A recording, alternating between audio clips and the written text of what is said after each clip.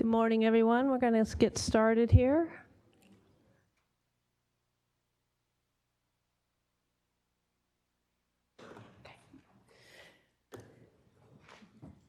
Well, welcome back, everyone. I assume most folks are returning from day one. Is there anybody here that did not attend yesterday?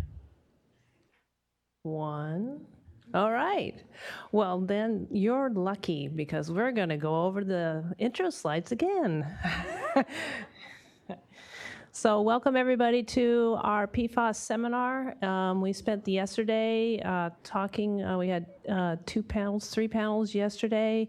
The Datathon was occurring yesterday, so if you ever have a chance to go hang out with the data scientists, they're around the corner. You just go out the doors and around, and there's a poster out there to kind of lead you in that direction.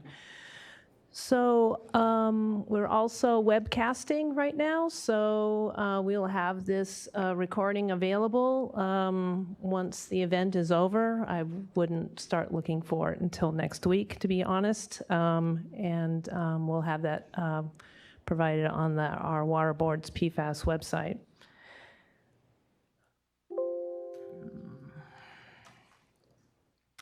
So let's go over the emergency meeting locations procedures, because you do not know where we need to go in case there is an emergency. So our emergency location, if there is anything that happens in the building, please walk out calmly through the back doors, through down to the first floor, and out the front doors to Cesar Chavez Park, which is right across the way. We're fortunate it's not raining like yesterday, so it will be fine. But we don't anticipate any issues there. If you do need to use the restroom, both the men's and women's are out the doors once again, but take a left, and they will be around the corner. There's handouts in the back of the room. The speakers' biographies and abstracts. If there's not enough back there, I think most people either picked up a copy yesterday or not. We have extras up here. And then for lunch, we have a listing of local restaurants in the area, if you're interested in that. There's also a cafe downstairs if you want to take care of that. There's folks here to help you. If you got any questions, we all have name tags on us from the water board. So if there's any questions you have, feel free to come up and ask. Good? Okay. Oh, wrong direction. So there's the webcast link for the seminar. It should be also available for those that are joining us online. The email question email is there as well, and Jacob has been monitoring that, and he'll continue to do that today. And as I mentioned, we'll have the recording and the handouts available after the seminar is over. We'll go over quickly the panel presentation format. So we had 3 panels yesterday. We have 2 left today. There'll be a moderator for each panel. The moderator will go over the biographies of each of the panelists prior to, and then each panelist will present for about 20 minutes. They will go back to back to back, and then we will open it up for questions both in room and online afterwards.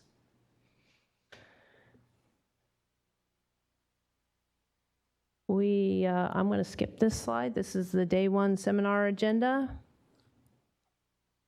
and the Datathon. And so today we'll have those 2 panels, panel 4 and 5.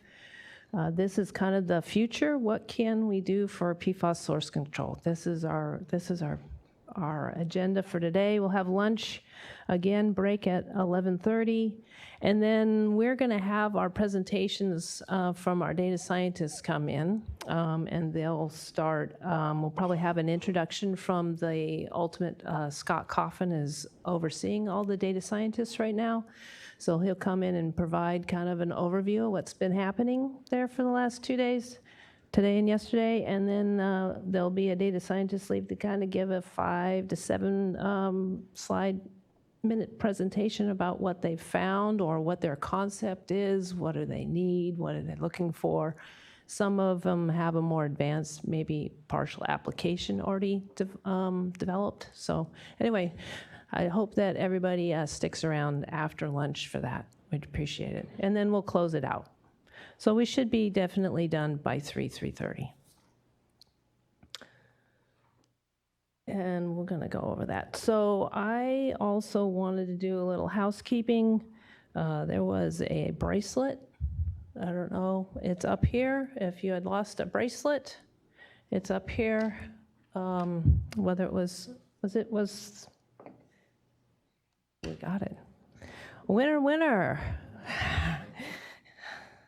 Okay.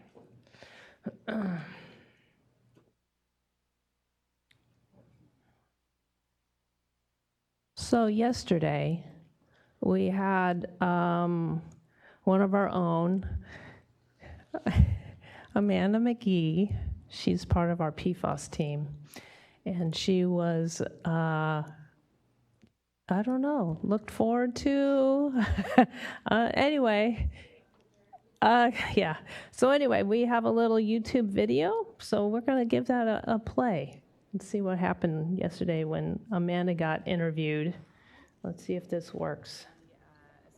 This works. We have the audio. PFAS in California, past, present, and future. And we have invited a bunch of experts that know a lot about PFAS to educate the public and Hold on the history of PFAS, on what's happening right now, and what we plan to do in the future. We hope to gain a better understanding altogether about what's going on in California and nationwide, worldwide, about the problems. Sorry, we'll have to start over, Amanda. A seminar about PFAS. It's entitled PFAS in California, past, present, and future. And we have invited a bunch of experts that know a lot about PFAS to educate the public and government agencies on the history of PFAS, on what's happening right now, and what we plan to do in the future.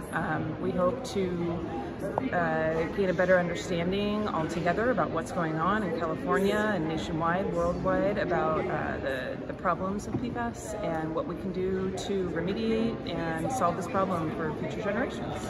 It's a group of chemicals, about 4,000 to 5,000 chemicals that are found in a lot of everyday items that we use. They're stain-proof, water-resistant, fireproof, and they're used in carpets, they're used in waterproof materials, they're used in firefighting foams, and the residuals of all of these chemicals go into our landfills and potentially into our drinking water. The EPA is finding that some of these chemicals are linked to cancer and other negative health effects, and so we are trying to get a handle on what PFAS are present in our environment. So it's a kind of an emerging contaminative concern, and we are we're doing a lot of studies to figure out which of these 4,000, 5,000 chemicals are a concern, what the concern is, what our health limits should be, what the drinking water limits should be. This is all very new. It's really only come about in the past 5-10 years. And California is one of the states that's really trying to be proactive and get ahead of the problem so we're not impacting our citizens. Yay! Woo!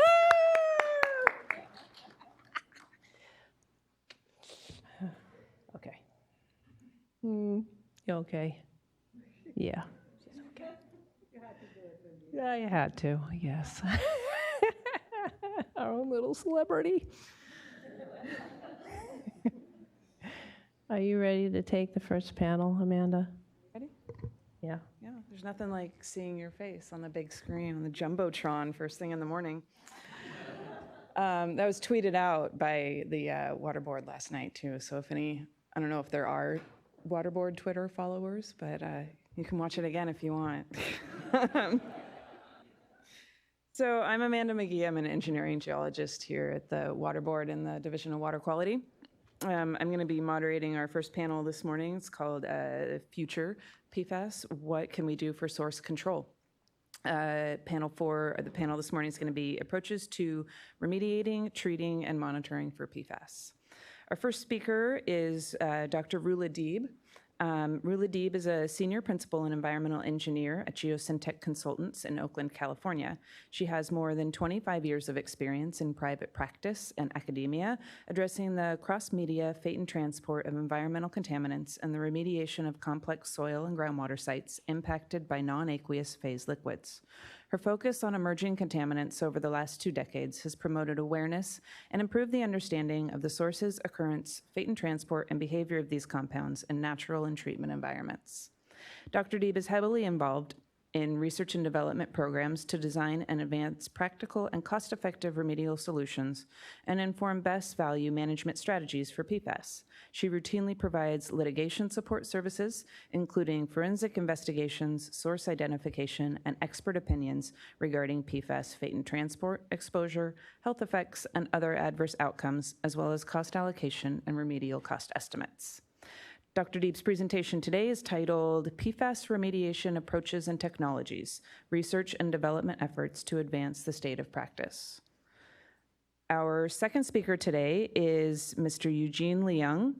Mr. Leung is the Drinking Water Treatment Technical Specialist for the State Water Resources Control Board in the Division of Drinking Water. He's responsible for providing technical support to the division's field offices, local primary agencies, and the Water Treatment Devices Registration Program. He also serves as the co-chair of the division's Water Treatment Committee and is responsible for the review of new and innovative treatment technologies on behalf of the division. Prior to his appointment as the Drinking Water Treatment Technical Specialist in 2010, he was an associate sanitary engineer at the Santa Clara District Office for 13 years. He had oversight responsibility for public water systems in the Bay Area that ranged in size from a single-well small water system to large regional systems. Eugene is a registered civil engineer and a licensed T4 water treatment operator in California. His presentation title today is Drinking Water Treatment Options for PFAS. Our final presenter today is Dr. Kavitha Dasu. Dr. Dasu is a principal research scientist at Battelle with over 8 years' experience in studying the fate of emerging organic contaminants such as PFAS in complex environmental matrices. At Battelle, Dr. Dasu is a technical lead and provides subject matter expertise for project areas in developing novel analytical methods for total PFAS, fate and transport assessment, and development of remediation technologies. Other areas of expertise include the development of high-resolution mass spectrometry tools for PFAS forensic analysis to understand the fate and transport and source contributions of PFAS at contaminated sites. Dr. Dasu has published several peer-reviewed studies and book chapters on PFAS analytical methods, fate, transport, and biodegradability, and serves as a peer reviewer for scientific journals. Dr. Dasu's presentation today is titled The Development of High-Resolution Spectrometric Method for Analysis of PFAS-Contaminated Environmental Samples. And with that, I will turn it over to Dr. Rula Deeb for our first presentation. Thank you, Rula.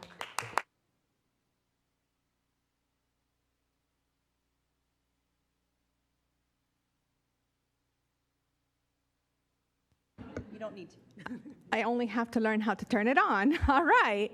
I'm really happy to be here, and I'm going to be talking to you today about research and development efforts. But before we jump into that, I would like to give a short overview about some of the challenges we're dealing with when it comes to PFAS compared to other more conventional technologies. And then I'll show you some of the latest and greatest on R&D research that's not fully demonstrated yet, so promising technologies that have been conducted at the lab scale or the pilot scale but have not been fully demonstrated yet.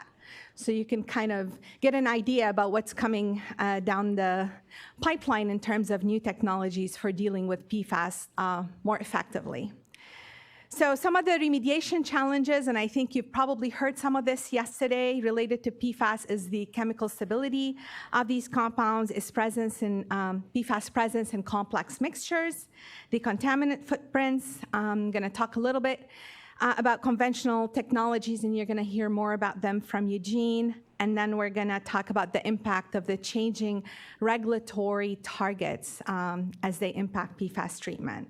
So starting off with the stability, the reason these compounds are so heavily used in industrial and commercial products is because of their chemical stability. If you think about their use in aqueous film-forming foams, the fact that they're surfactants and they spread very quickly over fuel-type fires, and they can withstand really high temperatures without getting destroyed, is because they're chemically stable. And because of that stability, it makes treatment very challenging. So we're left with sorption-type technologies and concentrating these chemicals from one waste stream into another. But in terms of destruction, if a fire is not going to destroy these compounds, chances are our typical go-to technologies for destruction are really not going to work. The second thing is the presence of PFAS in complex mixtures. The highest number I've seen for the number of individual PFAS constituents is 5,000. Andrew Gillespie from EPA's ORD, he's the PFAS lead for ORD, at a conference in February said that there's up to 5,000 individual PFAS compounds. So we were measuring 14. Now the new EPA method is 24. Colleagues at the Colorado School of Mines and Oregon State Universities are using very advanced analytical techniques, and they've identified and can measure 692 individual PFAS. But really the number is, if it's truly 5,000, there was a 2015 report that says only 2,000 of the 5,000 we know what they're being used for. So lots of unknowns here. So you may not really, we're treating for PFOA and PFAS, PFOA and PFOS, because those are the ones with the health advisories, but there's a lot more in these mixtures, and you may not care about anything beyond that list of 24, but keep in mind that there are some of the PFAS that are present, especially in complex formulations like AFFF. They can degrade in the environment. We call them precursors, and they can lead to terminal end products like the acids, which include PFOA and PFAS, and those are, for the most part, dead end products in the environment. So those precursors are kind of dark mass when we're talking about remediation, but if we go in and try and aggressively deal with source zones, we can lead to the formation of precursors. And I'm going to show you one slide that shows how much the current EPA methods underestimate the mass of PFAS in the environment. But that definitely complicates remediation, especially if we're talking about in situ technologies, because there is mass there that we cannot quantify using traditional analytical methodologies. The lack of destructive technologies is another challenge. There is no fully demonstrated field studies showing promising results yet for PFAS in situ. We've sort of reverted back to the era of pump and treat and dig and haul for PFAS impacted soil and groundwater. You're going to hear from Eugene about the conventional technologies that we rely on for PFAS. That's not the topic of this talk, but what we're really doing, we're pumping and treating either with granule activated carbon or with ion exchange resin or with reverse osmosis. And then that leaves one last complicating factor, and this is effectiveness. Even for the conventional technologies that we're relying on, their effectiveness is limited. Yes, we can design a system that can remove PFOA and PFOS from extracted groundwater, but if you compare the effectiveness of these systems and what it takes in terms of a footprint of a system to remove to the levels that we need to design to, it's a lot more expensive to treat for PFOA and PFOS compared to conventional groundwater contaminants like chlorinated solvents and BTEX. In some cases, orders of magnitude based on the work that we've done. And then the last challenge is the evolving regulatory targets. There really are no federally no federal trigger mechanisms yet to clean soil and groundwater impacted by PFAS. You have lifetime drinking water health advisories. They're not cleanup levels. There's stuff going around in Congress right now to potentially classify PFOA and PFOS as haz waste, but right now there are no federally mandated levels, so each of the state is coming up with their own approaches for dealing with PFAS. And that complicates treatment, especially for multinational type industries that are operating in California, in Massachusetts, in Michigan, or in Florida.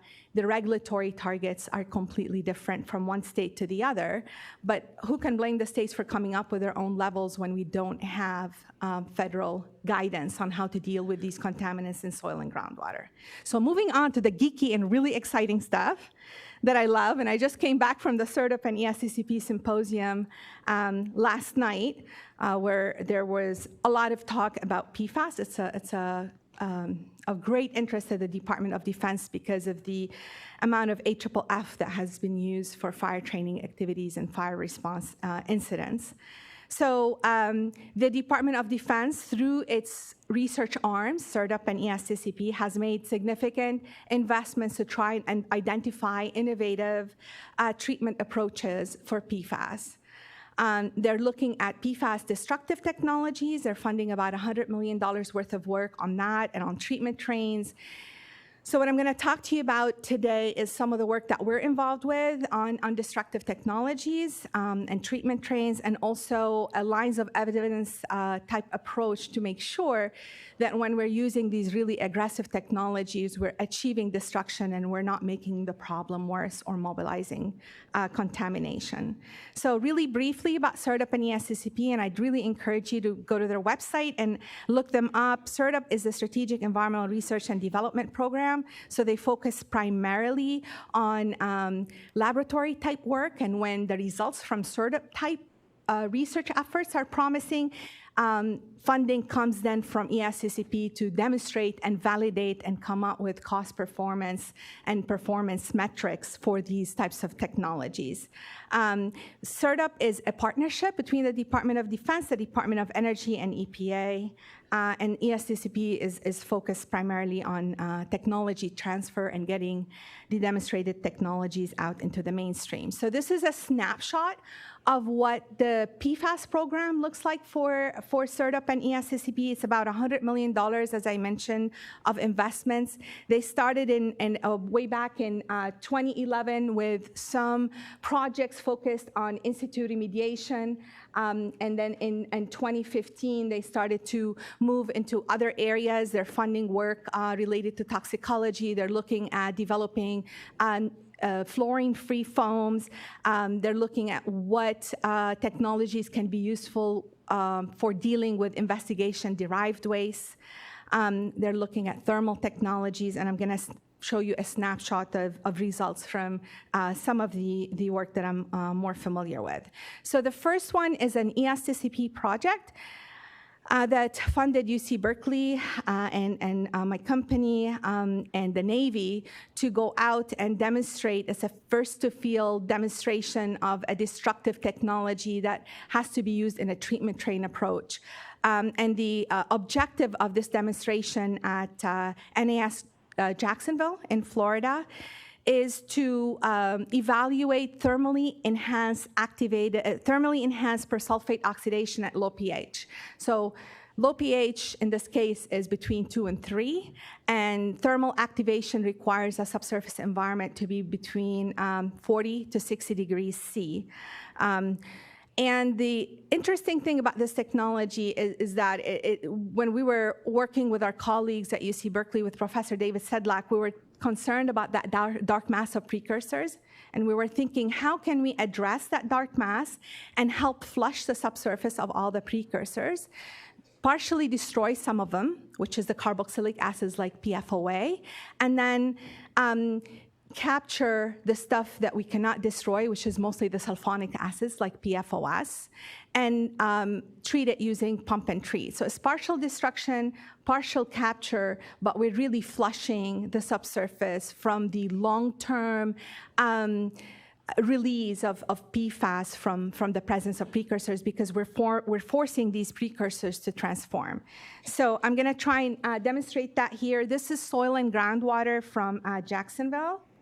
Oh, this is not it. I'm not sure if there is a pointer. Top one. Okay, here we go.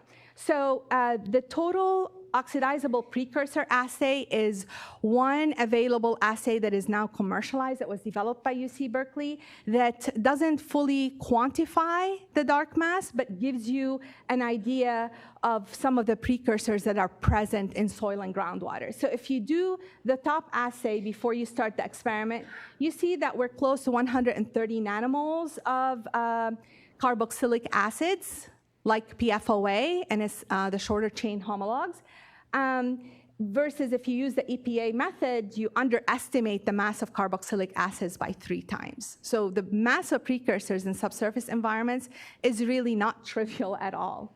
And what you're seeing when we start our experiment in the lab here using soil and groundwater from Jacksonville, you see the formation of the carboxylic acids. Probably somewhere around here, we peaked at the 130 nanomoles, followed by destruction. And the PFOA is the one in blue. And after 35 days, using the top assay, we destroyed over 99% of PFOA and other carboxylic acids. So this is a technology that has great promise for dealing with the carboxylic acids like PFOA, but it needs to work in a treatment train approach together with pump and treat. The advantage, again, is that you get rid of the dark mass. You flush it out. And we're moving out into the field next year to try and demonstrate that into the field at the pilot scale. So we're hoping that this will be ready in a couple of years to be tested at the full scale. The second technology that I'm going to talk about is funded by SWRCB, and it has to do with smoldering combustion. And the objective here initially was to try and figure out a way to deal with investigation-derived waste and contaminated soil at the site, because the DoD, the Department of Defense, has a lot of facilities that are remote, and it's hard to ship things like granule activated carbon or soils off-site for disposal. So this technology relies on smoldering. Smoldering is a flameless technology. By the way, all the links to the web pages for these projects are present at the end of the slides. And Wendy, I don't know, are you going to make the slides available for people? Yeah, because I don't want to spend too much time geeking out. So it is energy efficient, and it's a self-sustaining reaction. So the moment you get to achieve the temperature, the target temperature, it's a self-sustaining reaction, but you need the fuel. So we were thinking, well, what about all that granule activated carbon that has PFAS in it? If we can use the GAC as a fuel, then we can destroy both the GAC and the PFAS instead of having to deal with the residual waste that is generated by all these pump and treat systems. So that's really the goal of the project. And if you look at some of the results here, we're starting off with fairly high concentrations of PFOA and PFOS in the and PFH excess, which is the C6 homolog for PFOS. We're starting with fairly high concentrations in 2 tests, and we're getting very low levels post-treatment. So this is what the GAC mixed in with sand, and it's fully loaded with PFAS looks like before, and this is what it looks like following smoldering. And this is more recent results from this work. Again, this was conducted with one of the geosyntac companies. It's called Savron, together with colleagues at 2 universities in Canada. You look at the compounds that we're targeting, the average temperature. It really works about 900 degrees C, and is very effective for PFAS at those concentrations. And you're looking at post-treatment concentrations that are orders and orders of magnitude less than what we started with. And there are potential applications for this technology, both for ex situ and in situ. It has been demonstrated for MGP type waste, where the creosote and other gene apples that are present serve as a fuel, but you could also add a surrogate fuel like vegetable oil and smolder that if you're trying to work in a PFAS-impacted plume. So SWRCB is putting additional funding towards this to demonstrate it at the DoD facilities, and the results should be available also in a year. These are all really new technologies. That's what Wendy wanted me to talk about. So. And some of them kind of sound a little bit crazy, but I think for PFAS, you need crazy. This is work that we did with the Colorado School of Mines with Professor Tim Strathman. There's a recent paper that was published a month ago in Environmental Science and Technology Letters that I'm also happy to share. I can send it to Wendy if you want to email her and get the results. But this is specifically targeted. We were very interested in seeing if there's a technology that can destroy PFOS. For reasons we're not quite sure why, PFOS tends to be a lot more stable than PFOA. So work done by UCLA to look at fungal degradation of carboxylic acids and sulfonic acids shows that the fungi can degrade PFOA, but not PFOS. Same thing with the persulfate oxidation. It's good with the carboxylic acids, but not the sulfonic acids. But we were really excited about this one because it shows a really good promise for defluorinating and destroying and mineralizing PFOS specifically. So this is work that was conducted by Colorado School of Mines, and it shows that you can destroy and defluorinate PFOS under alkaline conditions using a hydrothermal technique. And these are some of the results. You see percent PFAS remaining. Over a very short period of time, you're defluorinating the PFOS and recovering the fluorine. So we were able to close the mass balance, which is an important line of evidence for this type of work. So right now, Professor Strathman is trying to scale up the unit using additional funding from ESTCP to try and test it again at a DoD facility. So stay tuned for results from that. The last project I want to talk about is the importance of confirming treatment efficacy. You see a lot of work that is being done where material is in a bottle, you add a magic dust, shake it, and PFOA or PFOS disappears.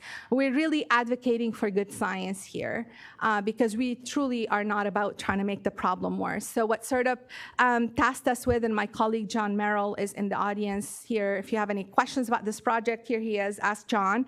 But they asked us to develop a lines of evidence approach to better assess the performance of PFAS treatment technologies. We identified in expert workshops 5 lines of evidence, and we're beta testing this approach for a lot of the technologies that are being funded by SWRCB ESTCP, and we have fact sheets describing how you would go about ensuring that the material you're targeting is actually destroyed and that you're closing the mass balance and that you're not ending up with any unintended consequences as far as undesirable byproducts of the technologies that we're evaluating. So if you're interested in learning more about that, you can either access the website or we're happy to email you the fact sheets. So I just wanted to end with just some closing thoughts. This is a problem that is we're going to have to deal with together as a society. It's a really challenging issue. The regulatory targets are moving a lot faster than the science. I think you heard from Erica yesterday that what we know compared to what we do not know, what we do not know really dwarfs. The unknown unknowns and the known unknowns dwarf the known knowns. So it is gonna, yeah, I'm turning into Rumsfeld this morning. Lots of challenges, but what I'm seeing that is really awesome is I see a lot of academics working together with stakeholders and industry with support from the regulatory environment to become more smart as a community on how we're going to deal with this in the long term. So I'm seeing this sort of collaborative movement as a sweet spot for us to truly advance the state of practice when it comes to dealing with these compounds. Here are some resources from CERDUP and ESTCP on PFAS.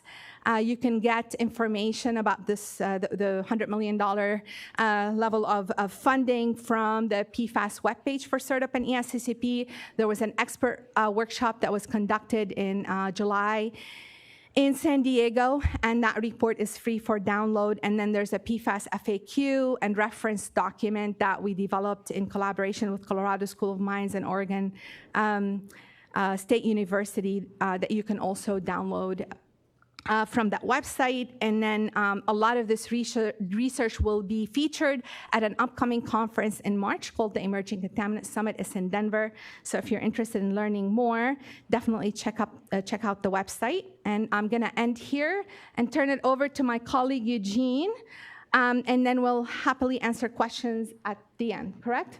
Great, thank you.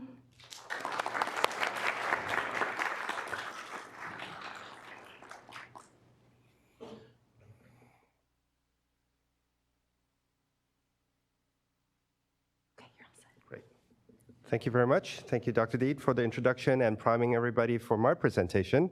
So the title of my presentation today is Drinking Water Treatment Options for PFAS. And I'm going to go over for existing public water systems and homeowners, what are the options or what is the state of the science that we have for treatment options right now.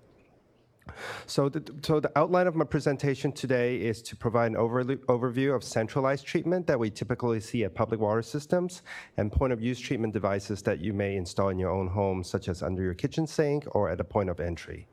So the information that I'm providing here, a lot of it is from the US EPA Drinking Water Treatment Treatability database, and the link is right there available and is continually updated.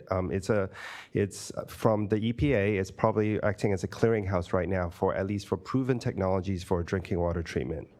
The available information focus on two of the most frequently studied PFAS that we've talked about the last day and today already, PFAS and PFOA.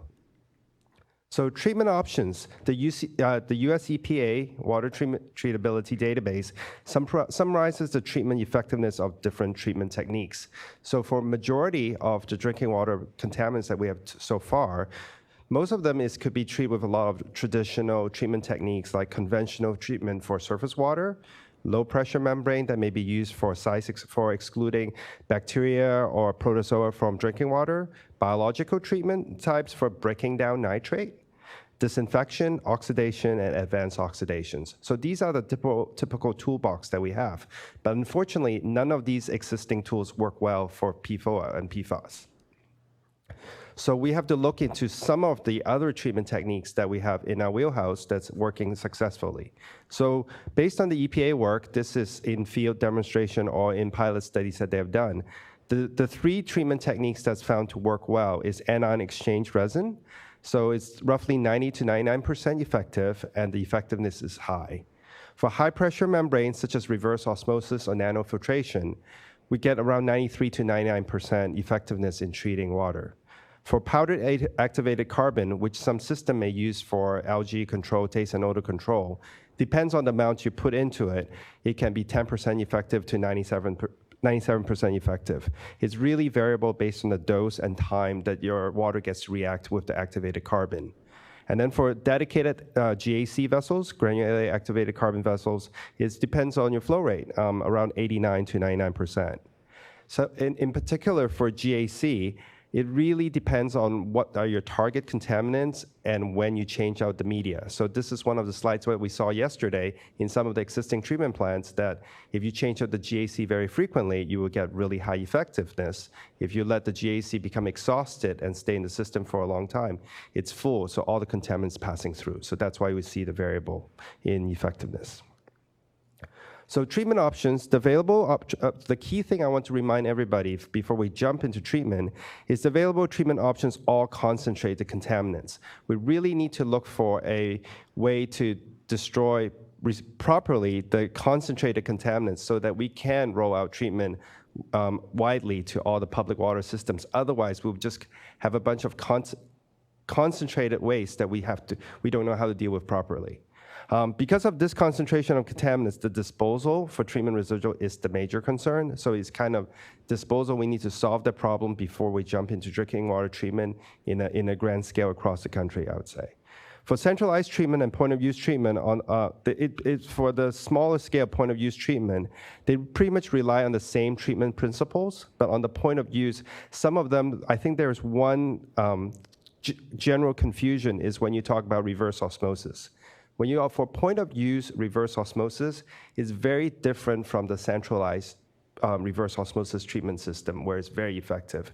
This is because for the point-of-use RO, you're using the water system feed pressure, maybe only 50 psi, so it's very low pressure, so it's not as effective as what you have in commercial installation that's running at a couple hundred of psi, that you can have much tighter RO membrane, so you have much better removal effectiveness. So advantages and issues to consider for each of them. So in the next couple of slides, I'm going to highlight what are the advantages that we know and what are the issues that we still have to resolve before we jump forward. So advantages for GAC. It is one of the most studied technologies. It's really well used. It will remove 100% of the contaminants for a time. But for GAC, you really need to look at what is our target contaminant. Because they do have preferences, they don't remove all the contaminants at the same rate. When they have some more preferred contaminants that may be released as they depends on the contaminant mixture that you have in your water. There's a good capacity for some of the PFAS, and will remove other organic contaminants, and that's one of the hard things, that for your source water, if you have a lot of other organic contaminants in it, it will take up some of the spots where the PFAS can use. So you really need to look at it on a case-by-case basis. And it will also remove disinfection byproducts, precursors, but typically for our groundwater, we don't really have a disinfection byproduct problem, but it will take out any precursors. So here are the issues to consider. Number one is the GAC runtime for short chain PFAS can be short. So we already know that based on the existing work on existing GAC available in the market, the runtime could be pretty short for the short chain ones that we don't know, and a lot of the dark chemicals that we don't know about, there's a lot of unknown there. And the availability and disposal and reactivation of spent carbon. So right now for GAC, up until this point, a lot of drinking water GAC is single use. Because of disinfection byproducts, we have now reactivation of GAC, heat it to a high temperature and be able to reuse it for drinking water treatment. But how well would this reactivation process? Is it heating it high enough to destroy all the previously removed PFAS, or do we break it down to lower, shorter chains and we create a problem? So we really need to look at the sustainability and the reactivation process. The treatment runtime will vary from site to site, as I mentioned, because of source water. And also the material used to make the GAC can impact treatment capacity. So for other contaminants that we have in drinking water treatment, sometimes the coconut-based GAC works really well. But for PFAS treatment, that's not the case. So all of that becomes a challenge based on what is the mixture of contaminants you have in your drinking water and how to select and see which is the chemical going to break through first. Now, for advantages and issues to consider for anion exchange resins. So the advantages, again, it will remove 100% of the contaminant for a time until it gets exhausted. It has a high capacity for some of the PFAS. And the best part of it is this has a smaller beds compared to GAC, as mentioned by one of the persons commenting yesterday. And it can remove select contaminants as well. So the ion exchange process has the potential of a smaller footprint. But now here's the issue to consider. Generally, up to this point, we're looking at the use of anion exchange as a single pass system. So you use the resin once, then you have to dispose of it. So the runtime of the select PFAS can be short. So again, we need to look at what we're targeting, what you have in your water. The disposal of the exhausted resin, again, how to do it responsibly, that you heat it to a high enough temperature to destroy the PFAS so you do not create another problem. And the treatment runtime will vary from site to site based on source water quality. Now, finally, the advantages and issues to consider for reverse osmosis. This is a little bit more of a bulletproof technique, but it creates a lot of problems as well. For advantage, it has really high PFAS rejection rate, especially if you're using high-pressure reverse osmosis. It will remove many of the co-contaminants, and even if you have nitrate problem, everything, it will take it out because only water molecules is passing through the reverse osmosis. And it will remove also a significant number of everything else, hardness, everything from water, and disinfection byproducts as well. But now, here's the cost for it, the issues to consider. The capital and operations cost is always an issue of reverse osmosis because of the high power cost to push the water through the membranes. The membrane fouling depends on what you have in the water, can foul the membrane, so it's chemical intensive for you to clean and keep the membrane working properly. Corrosion control, if you take out everything in the water, especially carbonate and anything, the water would be corrosive and we cannot feed this water just straight back in the distribution system, or we cause a lot of corrosion problems in people's homes. And then lack of options for the concentrate stream or disposal. Right now, for reverse osmosis, a lot of times it's used for like nitrate treatment, where you can concentrate the nitrate and you dispose of it either into the ocean or you dispose of it at a wastewater treatment plant where we can break down the nitrate. But looking at for PFOA or PFAS, the concentrate stream, is that a responsible way to dispose of it? And we need to resolve that. So drinking water goals for public water systems from a regulatory perspective from the division is we need to reduce the use of sources for PFAS. So when we have water systems that identify that they have PFOA or PFAS detection about a health advisory or a response level, if possible, they should reduce the use of those sources. If they have other alternative sources that they can use, such as a surface water source that's not contaminated, that would be a good choice. Identify technology, design an operational scheme that will reduce PFAS reliably. So a lot of the exciting technologies that Dr. Deed mentioned is we really need to take quite a while for it to be proven that will work sustainably and work well in the drinking water applications. And for us, because from treatment to getting your tap, it's only in a matter of minutes or days, we really can't take a chance to on something that's still under development. And finally, to select a technology that is robust, reliable, and can be operated in a cost-effective, sustainable manner that avoids unintended consequences. So when we jump into looking at this, we really need to take a step back on the treatment technique that we use. What are the potential unintended consequences? And we look at it completely. So there are a lot of issues that we haven't addressed, and it's not inclusive. The long-term capital and operating costs must be affordable so that we have equity across the state. The staff, the available operators can handle the operational scheme over the long time. Because like right now, people would jump in and put in a high-tech technology and then they move away. But the operators don't know how to keep and maintain the systems properly. The technology can be operated long-term under a reasonable maintenance program. And the technology and treatment train can handle source water quality changes. Because as we have drought and everything in California, the raw water quality changes as well. And any waste stream generated can be treated or disposed in a sustainable and cost-effective manner over a long term. So I sound like a broken record, but I really see proper disposal and residual. We really need to get a handle of it before we jump into widespread treatment everywhere. So for the home treatment options now, I'm going to shift gear a little bit, and actually I would tap on one of the questions from one of the people yesterday. So for point-of-use treatment devices, the national, it is actually a voluntary program under NSF International. So this is the program that you have links available, and these slides will be shared with you, so you don't need to copy it down.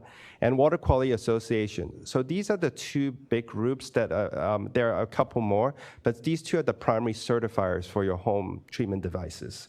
And then looking at it, the third link that I provide is Minnesota Department of Health, because actually Minnesota is one of the states that was first most impacted by PFOA and PFAS. And they've actually contracted Water Quality Association to do some of the preliminary studies on the effectiveness of the available point-of-use devices. So for the certification standards, maybe you're wondering, like, can people make health claims about these units? So there has been preliminary work that's been done by NSF, and then it's based on the US EPA 70 parts per trillion health advisory level, the lifetime health advisory level, that was established in 2016. So that standard is by NSF, it's called P473. And then also, Water Quality Association did a similar study, and it's a PFC study under contract, as I mentioned, with Minnesota.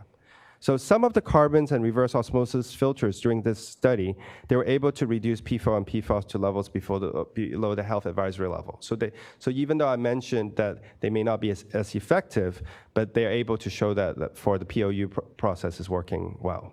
So in March of 2019, because based on the preliminary work of the P473, The NSF ANSI standard 58, so this is the standard used by all the certifiers. It doesn't matter if you're UL or Water Quality Association on NSF International, you test the same standard. And they incorporated that the testing procedures to a standard 58, which is used for testing all the reverse osmosis-based point of use devices. And the work is based on an influent concentration of around 1,500 parts per trillion. And then as long as the effluent of the system can reliably produce water below 70 parts per trillion, you'll be able to get certification. So this is the kind of the current state of devices available. But this is really newly adopted, so there are no devices certified under NSF 58 for this yet. The manufacturers haven't completed the testing, or the certifier haven't completed it, but this is where it'll be coming in the next couple of years, but the standard is based on 70 parts per trillion effluent. So the available home treatment units, roughly, it's based on the two technologies that we mentioned earlier. The first one is the granulated activated carbon system, so it's GAC, but this is for your home use. You have the countertop versions that's connected to your sink faucet. You have the countertop filter, the ones that you have a pitcher, you put water in it, and the manual fill system. You have your refrigerator filters that has a carbon inside that most of us probably don't change, and it has a red line on it right now. And then also there is the under sink units that you have a little bit bigger vessels that you mount under your kitchen sink to take out the chlorine. For reverse osmosis systems, right now there are no, as I mentioned, there are no units certified to NSF and C58 standard yet, but there are existing ones that's based on the P473 standard. And then NSF International has stated that right now they have over 10 manufacturers with products that certify to the P473 standard. So to help you guys find the available listing, here's the Water Quality Association website. So it's WQA.org. I'm not advertising for them, but they hired the certifiers, and these products are not registered in California, so I have to point you directly to the certifiers. So in WQA.org, if you look under the Find Certified Products section, you need to, on the drop-down box, you need to select PFAS. And then when you click search, it's going to be able to list you the products that they have gone through the study, and then so that you know that at least these are the products currently available. And then for NSF International, you go to nsf.org. It's not National Science Foundation, and it's not National Sanitation Foundation either. It's just NSF International. That's what they're called, just to be clear. And then here, again, you find certified products. You scroll to the bottom, near the bottom, and then there are checkboxes where the red arrow is pointing at. It's the PFO and PFAS reduction. And this is where you will find the products that in the future that's certified to the 58 standard for PFO, PFAS, for meeting a 70 product maximum effluent. So if you have any more questions for me, here's my email address. That's the best way to get hold of me. And then also, we are updating our devices registration program to have some general information related to this. As I mentioned, we are not registering these products because everything is still in flux, and we don't have a drinking water standard right now. But if you have general questions, here's the email address available for the treatment devices and the staff there, or they'll forward the questions to me, and I'll try to answer your questions. Thank you.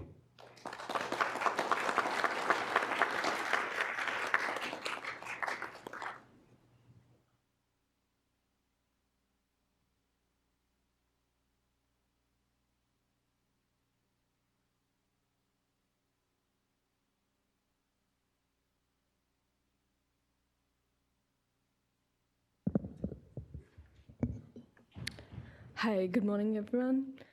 Today I'll be talking about an update on the new or the developing monitoring methods for PFAS. Yesterday's speakers have given a really good overview on the current methods which are being used and the methods which are under development. But today I'll be focusing more on the total PFAS methods, which are emerging and under development.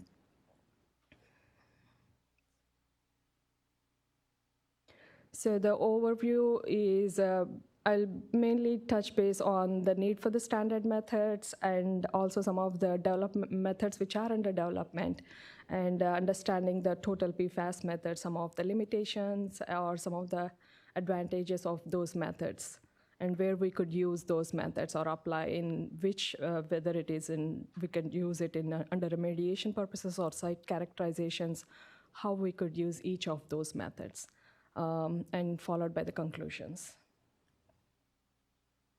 So given that in the absence of federal standards for some of the PFAS chemicals, the states are going forward to create, for making the regulatory limits for some of these chemicals.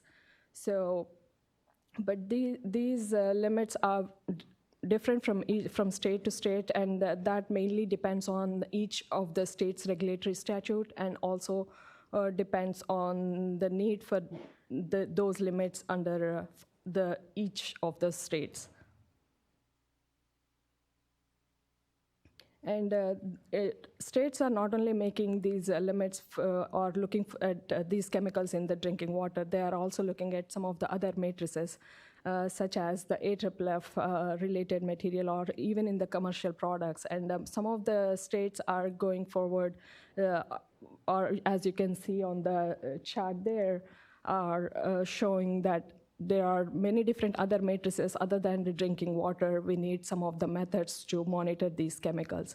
So this brings us to the need of having some of the standard methods which we could use to monitor these chemicals in these environmental matrices.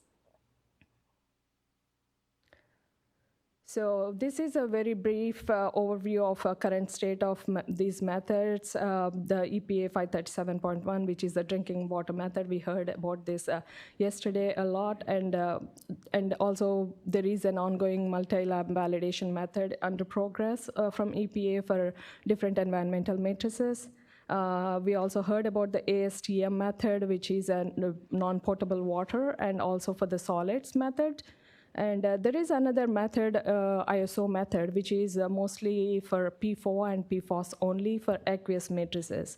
And there is also efforts going on for international multi-laboratory method, which is in progress for the elaborate list of these chemicals, over 30 different analytes in aqueous matrices. And although there are no standard methods for the environmental matrices, most of the labs currently which are analyzing these chemicals are based on the DoD ELAB accredited methods, so, and which follows the DoD Quality Systems Manual under Table B15 criteria. So, and these are all the environmental matrices, so there are no standard methods as of now. This method, EPA 537.1, we heard about it as a solid phase extraction method, but EPA is also working on developing a new method for the new analytes, which are around 11 new analytes will be added into this new method, which are mostly shorter chains as the industry shifts towards the shorter chain chemicals. And the method validation efforts for some of the environmental matrices from EPA are the SW846 draft methods are under progress. And one is the direct injection method for the for the non-potable water only, and the other one is for the non-potable water and the solids, which is SPE extraction method and isotope dilution. And recently, actually last month, FDA released a new method in food matrices, and these matrices include the bread, lettuce, milk, and the fish. And this method is a single lab validated method, including only 16 PFAS analytes using the LC-MSMS. All these methods which I discussed so far include a very limited number of analytes, which is maybe around 16 to 30 analyte list. But as we know, the PFAS chemicals are not around 30, they are in thousands. So it's a very complex chemistry with more than 4,700 or even around 5,000 chemicals which are used in the market. But there is, we don't have all the analytes which are present, which are there in those chemicals. We cannot develop methods, or it would be really crazy to develop method for so many analytes. So we need to have a holistic approach to quantify some of these chemicals in the environment. So is there a total PFAS methods which we could use to quantify these analytes as a whole? Instead of going for P4 or PFAS each analyte, can we, as a whole, quantify the fluorine which is present in these chemicals? Because in naturally occurring, there is no naturally occurring fluorinated organic chemical in the nature. So whatever is present would be the organic fluorine, would be the PFAS. So there are many emerging techniques have evolved recently for measuring some of the total fluorine which is present in the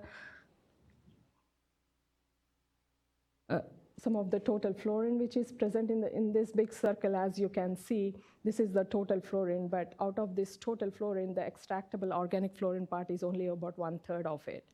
And even in this 1/3 of it, whatever is the quantifiable organic fluorine would be another 1/3 of it. So it's a very small portion of the whole total fluorine which we are able to measure as of now. So there are many emerging methods which we are reading recently in the literature, but I categorize them based on the quantitative methods and the qualitative methods. Here is a list of all the quantitative methods, except for the total oxidizable precursor assay, which measures the PFCAs again. The rest of all the methods which are listed here are measuring the fluorine which is present in the sample. And I will go through each of these methods in detail. And some of the qualitative, or even we can say some of the semi-quantitative methods some of the labs are measuring are using the high-resolution mass spectrometry. And these are non-targeted analysis where we get some of the qualitative information, and the suspect screening analysis. The suspect screening analysis gives some of the semi-quantitative data from the samples. Going forward with the first total oxidizable precursor assay, which is also called TOP assay, developed by the University of Berkeley. And this total oxidizable precursor assay, what it does is under the heated oxidative conversion of the actual oxidizable precursor, it produces the PFCAs, which are perfluorinated carboxylic acids. And they do the estimation of total oxidizable precursor which is present in that based on the difference between the PFCAs measured after and the before treatment. So this method actually gives us a very conservative estimate of the total concentration of PFCAs which is present in that, and does not identify any of the precursors or anything. And moreover, the precursor which is present has to be oxidizable. And there might be some of the other matrix interferences present in them. But this method is there, and some of the labs are using this method, although there is no standard method available for this. It is applicable for aqueous and also the solid matrices. Some of the limitations could be that there are some of the concerns that variable recoveries are reported from different labs, and this could be because of the matrices, because there are so many other organic chemicals which are present. There might be oxidant demand present in those samples. So there is a variability from lab to lab, or even the recoveries. So that is a difference, but at least this method is available for us at least to estimate to some extent how much of the precursors are present. Especially it might be applicable for doing one of the, as Rula showed with, when we are doing some of the remediation kind of treatments, we could go back and check how much is present or not. The second method is the particle-induced gamma ray emission method, which is also called liquid PIGY method. This is also a quantitative method. It measures the fluorine which is present in the sample. This is mostly a surface analysis which is done measuring the atomic fluorine which is present, and it provides a quantitative measure of the total fluorine and also the organic fluorine which is present in the samples. The main advantage would be as this is a surface analysis, most of the surface coated material, what we see are mainly the polymers which are coated on those surfaces, and it is really difficult to extract some of those polymers. Having this kind of method actually will be really beneficial to see how much of the surface coatings have been are used on some of these samples. And it is really beneficial for some of the commercial products like paper coatings or something, or fabric coatings. One limitation I could say is the lack of availability of this. This is a very specialized equipment and not easily accessible from all the labs. And it is available only from the University of Notre Dame. The third method is, this is also measures the fluorine which is present in the sample. This is a combustion ion chromatography method, which is a quantitative method. Mainly the sample, the PFAS which is present in the sample is adsorbed onto a sorbent or a activated carbon, and it is combusted in a sampler. After combustion, whatever the fluorine is released, they are measuring using the ion chromatography method. This is also mainly applied for some of the aqueous and the blood samples, and it is reported in the literature. For this, actually, not much specialized instrumentation is needed. Like most often, it's the IC is mostly available in most of the laboratories, and it's just a combustion unit you need to fix in front of that. And so the main limitation would be in water, there is so much of the inorganic fluorine which is present. So the trick would be removing some of the inorganic fluoride present in the sample and reporting only the organofluorine method. So that would be one limitation, I would say, but they're also reporting some of the washes they are using could remove the inorganic fluorine. So that would be really useful, and it is being developed in some of the commercial laboratories. And this method, which is an instrumental neutron activation analysis, this is a totally new emerging method compared to the other three which I described. They have been used for years now. But this is a new emerging method which is also a non-destructive multi-element analysis. And it could be done as a qualitative or a quantitative method. Where the bulk sample is bombarded with some of the neutrons, and whatever the radioactive isotopes are produced from each of the element, they'll measure based on the radioactive emissions or the radioactive decay of each of those emissions. And this method is again non-selective. It doesn't differentiate between the inorganic fluoride or the organic fluorine which is present in the sample. And also there could be some of the matrix interferences. The one article which published on this one also showed that there was some matrix interference was detected using this method. But overall, Schultz et al. Recently published a paper comparing some of these three methods which I described earlier on using those methods on food packaging materials. And as you can see, this is a combustion ion chromatography. This is a PIGY, particle-induced gamma ray emission method, and this is the INAA. So all these three methods, when they use these methods to measure fluorine on food packaging matrices, they got a really very good comparable results out of all of these on the total fluorine which they measured. So that is a really kind of a good news. Getting this kind of data will give us some information on what we are measuring or how far is each of these method accuracy. And the next method is X-ray photoelectron spectroscopy, XPS, mostly used for other analysis, most commonly used for other analysis. This is also a surface analysis, most commonly used. But this method is more selective, I would say, which measures CF2 and the CF3 groups. It identifies these moieties based on the specific kinetic energies. So, but the one is, it is limited only to a very small surface depth, as it is a surface analysis at 0.01 micrometer, which is a very, very thin surface, I would say. But it can, the main benefit of this analysis would be it can differentiate between the inorganic and the organic fluorine. and XPS instruments are available in most of the labs. F19 NMR, nuclear magnetic resonance spectroscopy. This is also a quantitative method, and this is there for a while, but it is not used much.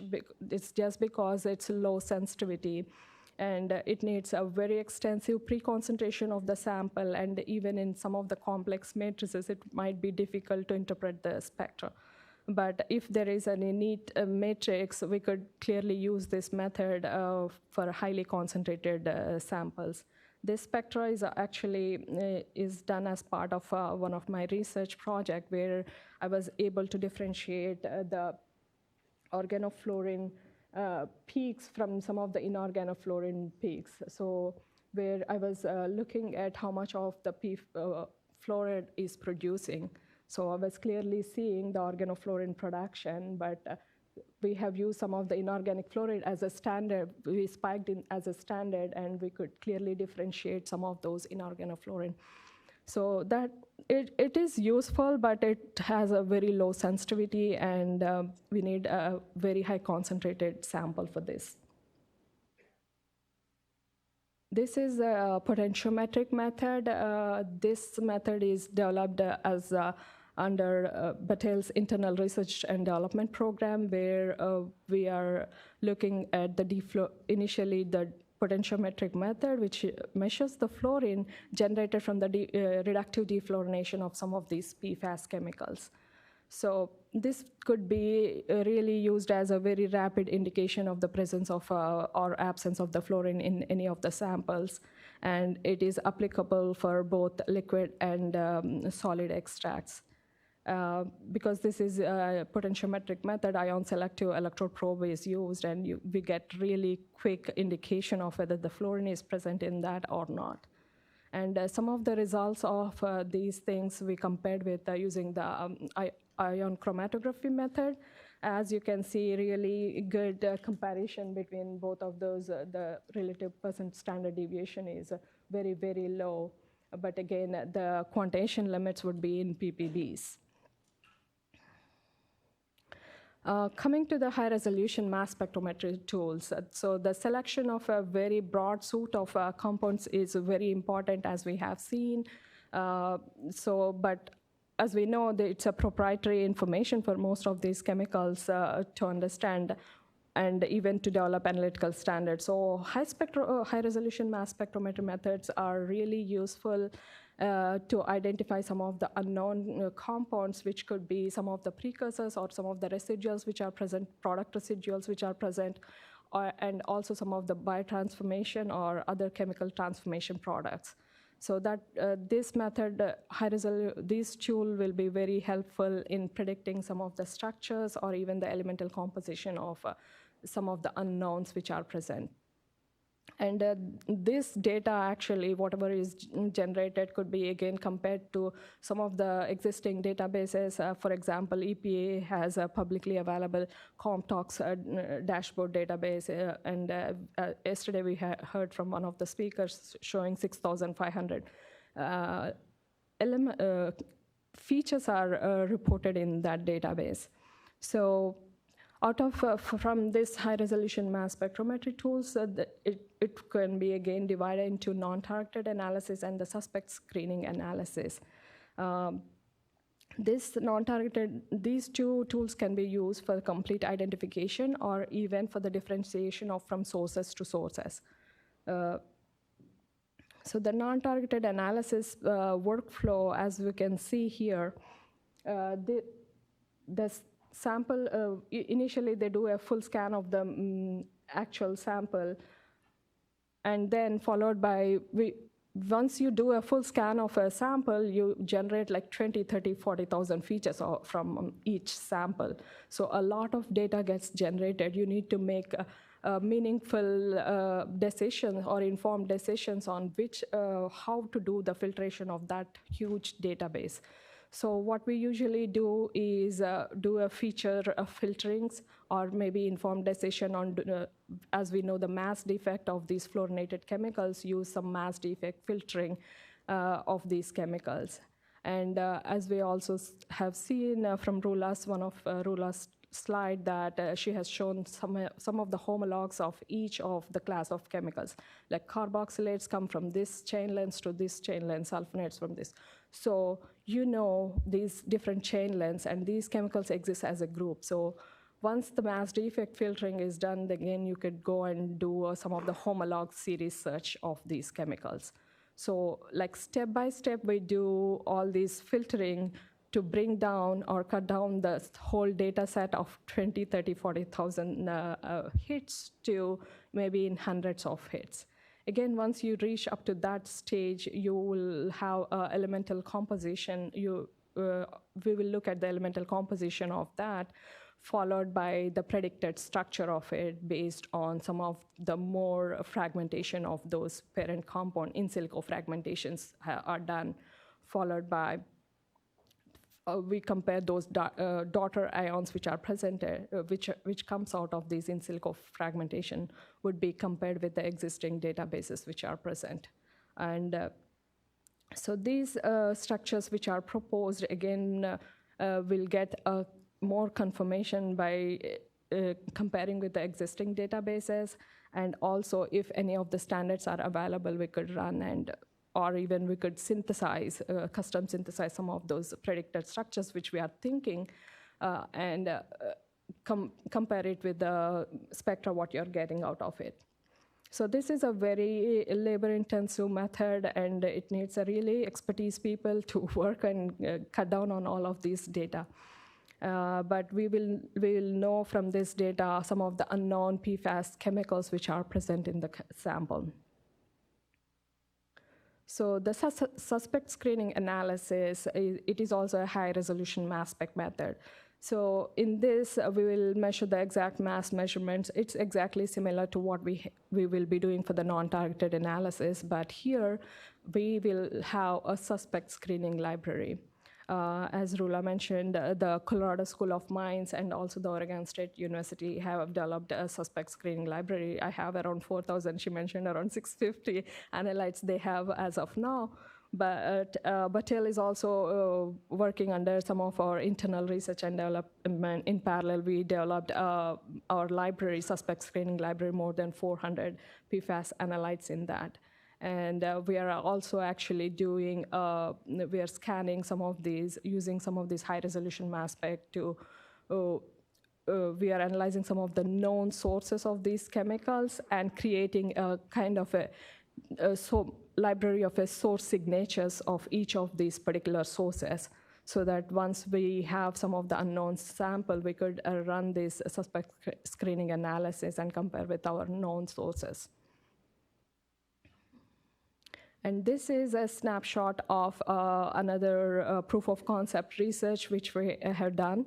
In this research, actually, we went and collected some of the environmental samples nearby known sources, like such as the airport metal plating facility and a landfill leachate. So by doing the high-resolution mass spec, this is a principal component analysis plot, and you can see some of the samples here.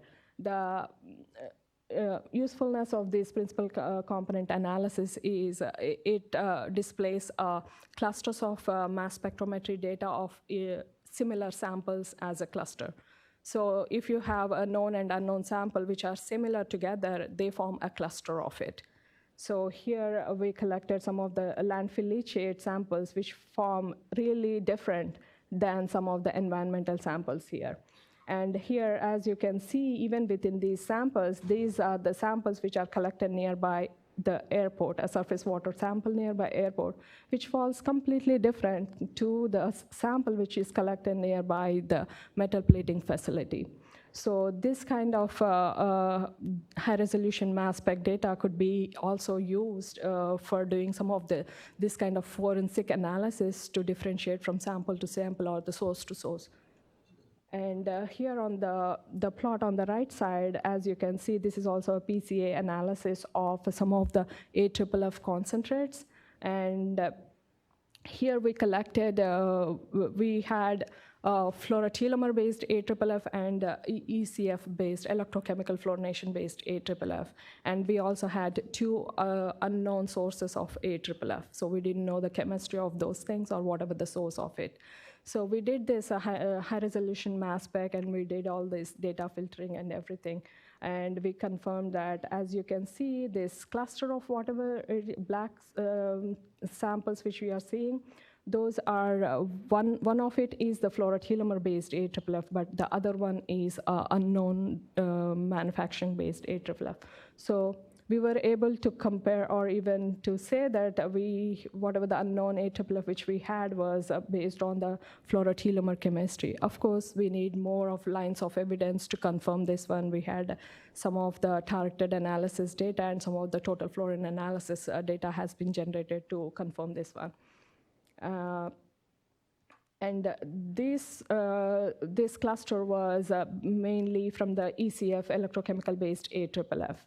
And we had one more unknown AFFF, which was falling completely different. From some of the targeted analysis and other analysis, we have seen some of the patterns of the ECF-based AFFF. And after further confirmation of some of the in silico fragmentation of these particular AFFF, we thought that it was a ECF-based AFFF. Then why is it forming a different cluster? So that is because most of the ECF-based AFFFs have different formulations. So this could be a different formulation, 3M-based AFFF, which is totally different from the fluorotelomere-based, but it is the ECF-based AFFF. So this is a very useful tool with which we could be able to delineate some of the distinct PFAS sources, and also even we can even differentiate some of the co-occurrence of these different AFFFs or even the samples which are present, because over time many of the formulations have changed, and many of the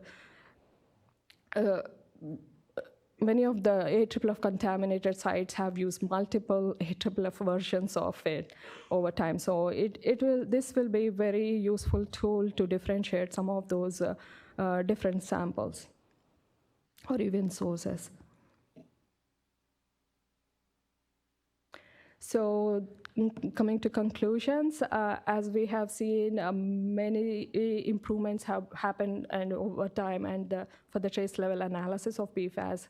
But as we are coming closer to very low detection limits, we need to be very careful with the cross-contamination of many of these samples, handling many of these samples, or even collecting or processing these samples.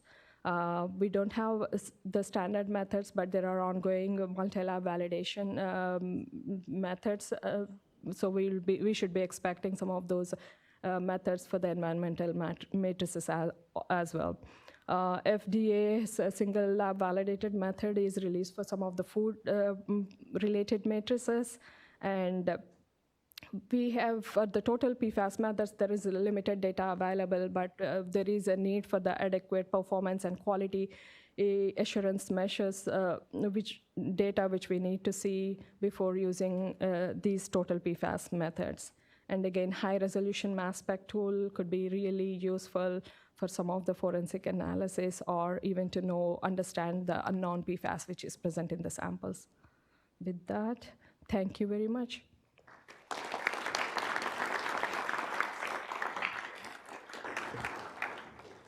So thank you to all of our speakers. We got a lot of great information there, and we're running a little bit behind. So we've got a few minutes for questions. Before I get to that, there is a slight change to the schedule on our agenda. It was put together by geologists, not engineers. So apparently we're not so good with math. Each panel was supposed to be an hour and a half, and we only gave ourselves 2.5 hours for these two panels this morning. So we're going to run until noon for the two panels this morning. hopefully everybody can eat in an hour. If we don't get time for all of the questions that we have for these panelists right now, so like I said, we've got about 5 minutes for questions. We can take questions after lunch, after we do the Datathon presentations. We have plenty of time this afternoon for additional questions. So with that, I'll open it up to questions from the audience. Anybody? Oh. Hi, the question is for Rula. What information do you, I'm sorry, I'm Scott Sherbach with Montrose Environmental Group. What information do you have in terms of destruction efficiency in traditional incinerators, cement kilns, and so forth for the PFAS compounds? I'm not very good with buttons, I'm finding out. Incineration is fairly effective for PFAS as long as you're operating at really high temperatures exceeding the 1100 degrees C. There has been some concerns as of late about regulating incinerators and trying to see what's being released and if there's any HF-type related issues. So I've heard about some of these concerns being articulated, and I know that CERDAP and ESCCP, for their thermal type projects, they're looking very closely at what's being emitted from these systems. I don't know if really studies have been done on traditional incinerators to see what's being released. If any byproducts, whether I really don't know. I have not seen any studies on that. I've just seen a lot of newspaper articles articulating concerns. Yeah. Thank you, Rula. Anyone, any additional questions? Yes. Thank you. Carolyn Geno, City of San Diego Public Utilities Department. We're the water and wastewater department for the city. And more actually just a comment to Dr. Lung. I just wanted to say thank you.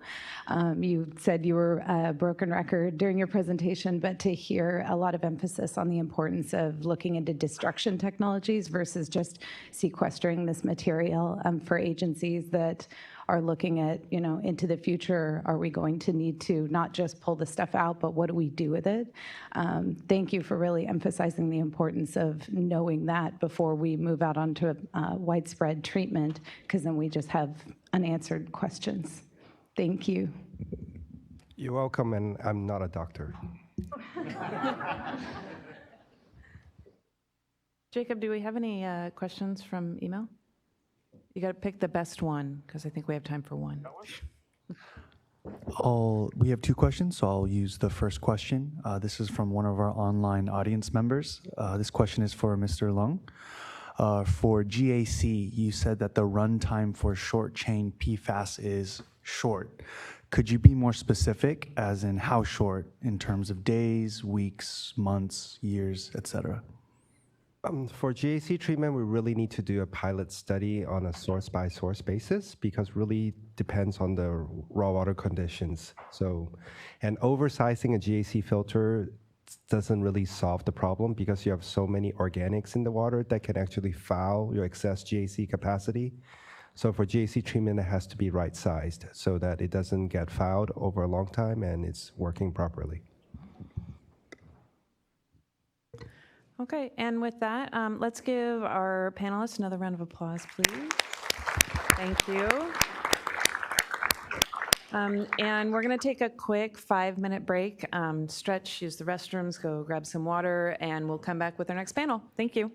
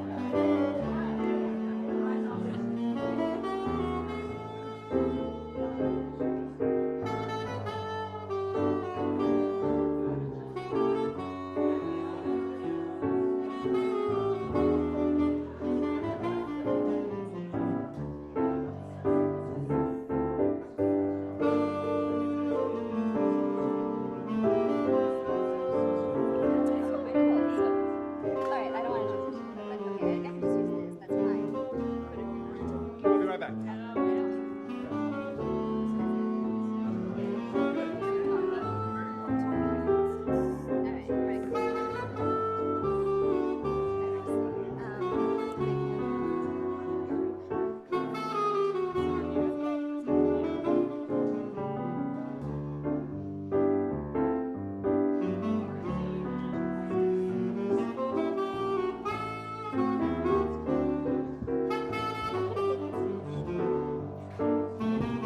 See, this moves up and down. I'm going to make it down, but you can move it up when it's your turn.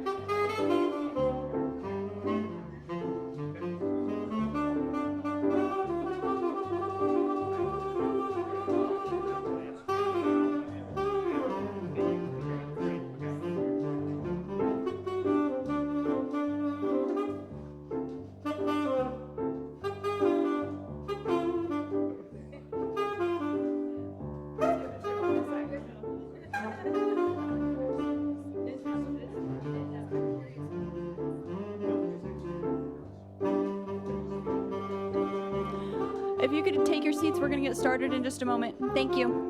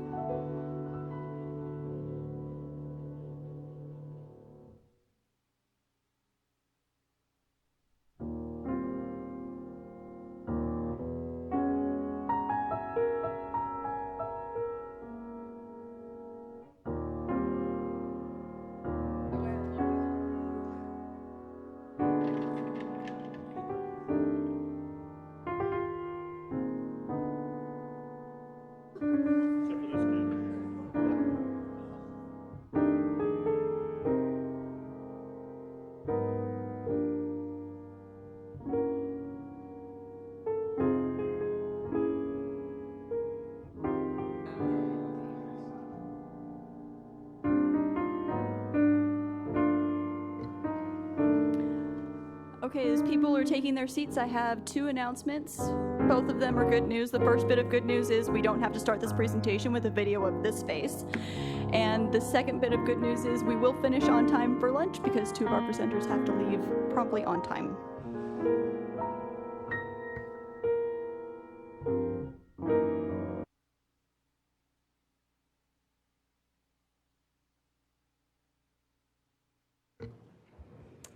All right, thank you everyone. My name is Brianna St. Pierre and I'm going to be your moderator for this next session. I am a senior with the State Water Board's Division of Water Quality, and I am so pleased to introduce our first, am I okay? Okay. You made a face. Our first presenter today is Dr. Simona Balan. Okay, I got it. Dr. Balan is a senior environmental scientist at DTSC, where she leads the Safer Consumer Products team working on PFAS. Before joining DTSC, she was a senior scientist at the Green Science Policy Institute, where she managed international projects on the use of flame retardants and PFAS in consumer products. In 2017, she was selected as one of 20 pioneers under 40 in environmental public health by the Collaborative on Health and the Environment. She has a PhD in environmental science, policy, and management from Berkeley and a bachelor's in earth and planetary sciences from Jacobs University, Bremen in Germany. Speaking after will be Daphne Mullen. She is a supervisor at CalRecycle and is overseeing a unit focused on plastic materials and products at end life. Her unit is developing regulations that require state-owned or operated food service facilities to use food service packaging that is reusable, recyclable, or compostable. Her unit is also engaged in evaluating innovative recycling processes, the compostability and degradability of new materials, and the impacts of plastic materials on the state's waste management and recycling systems and the environment when they're littered, essentially. She has 10 years experience in implementing chemical regulations and led research teams to evaluate and regulate chemicals of concern in consumer products. She has her master's in marine science and a bachelor's in biology. And finishing up our panel presentations for the day will be Jen Jackson. Jen manages the Toxics Reduction and Healthy Ecosystems program at the San Francisco Department of the Environment. She and her team lead a variety of programs and implement policies that reduce the use of toxic chemicals to improve environmental and human health. These initiatives include an ordinance banning the use of food service ware containing fluorinated chemicals, an award-winning integrated pest management program, a municipal green purchasing program, an urban biodiversity program, and an extensive residential household hazardous waste disposal program. Prior to joining San Francisco in 2015, Jen worked in wastewater pollution prevention at the East Bay Municipal Utility District, stormwater pollution prevention for the city of San Pablo, and began her environmental career in the nonprofit sector at Sierra Club and Save the Bay. Jen earned her master's degree in geography, resource management, and environmental planning, and wrote her thesis on the sources of endocrine disrupting chemicals in wastewater. Welcome our panelists. Thank you.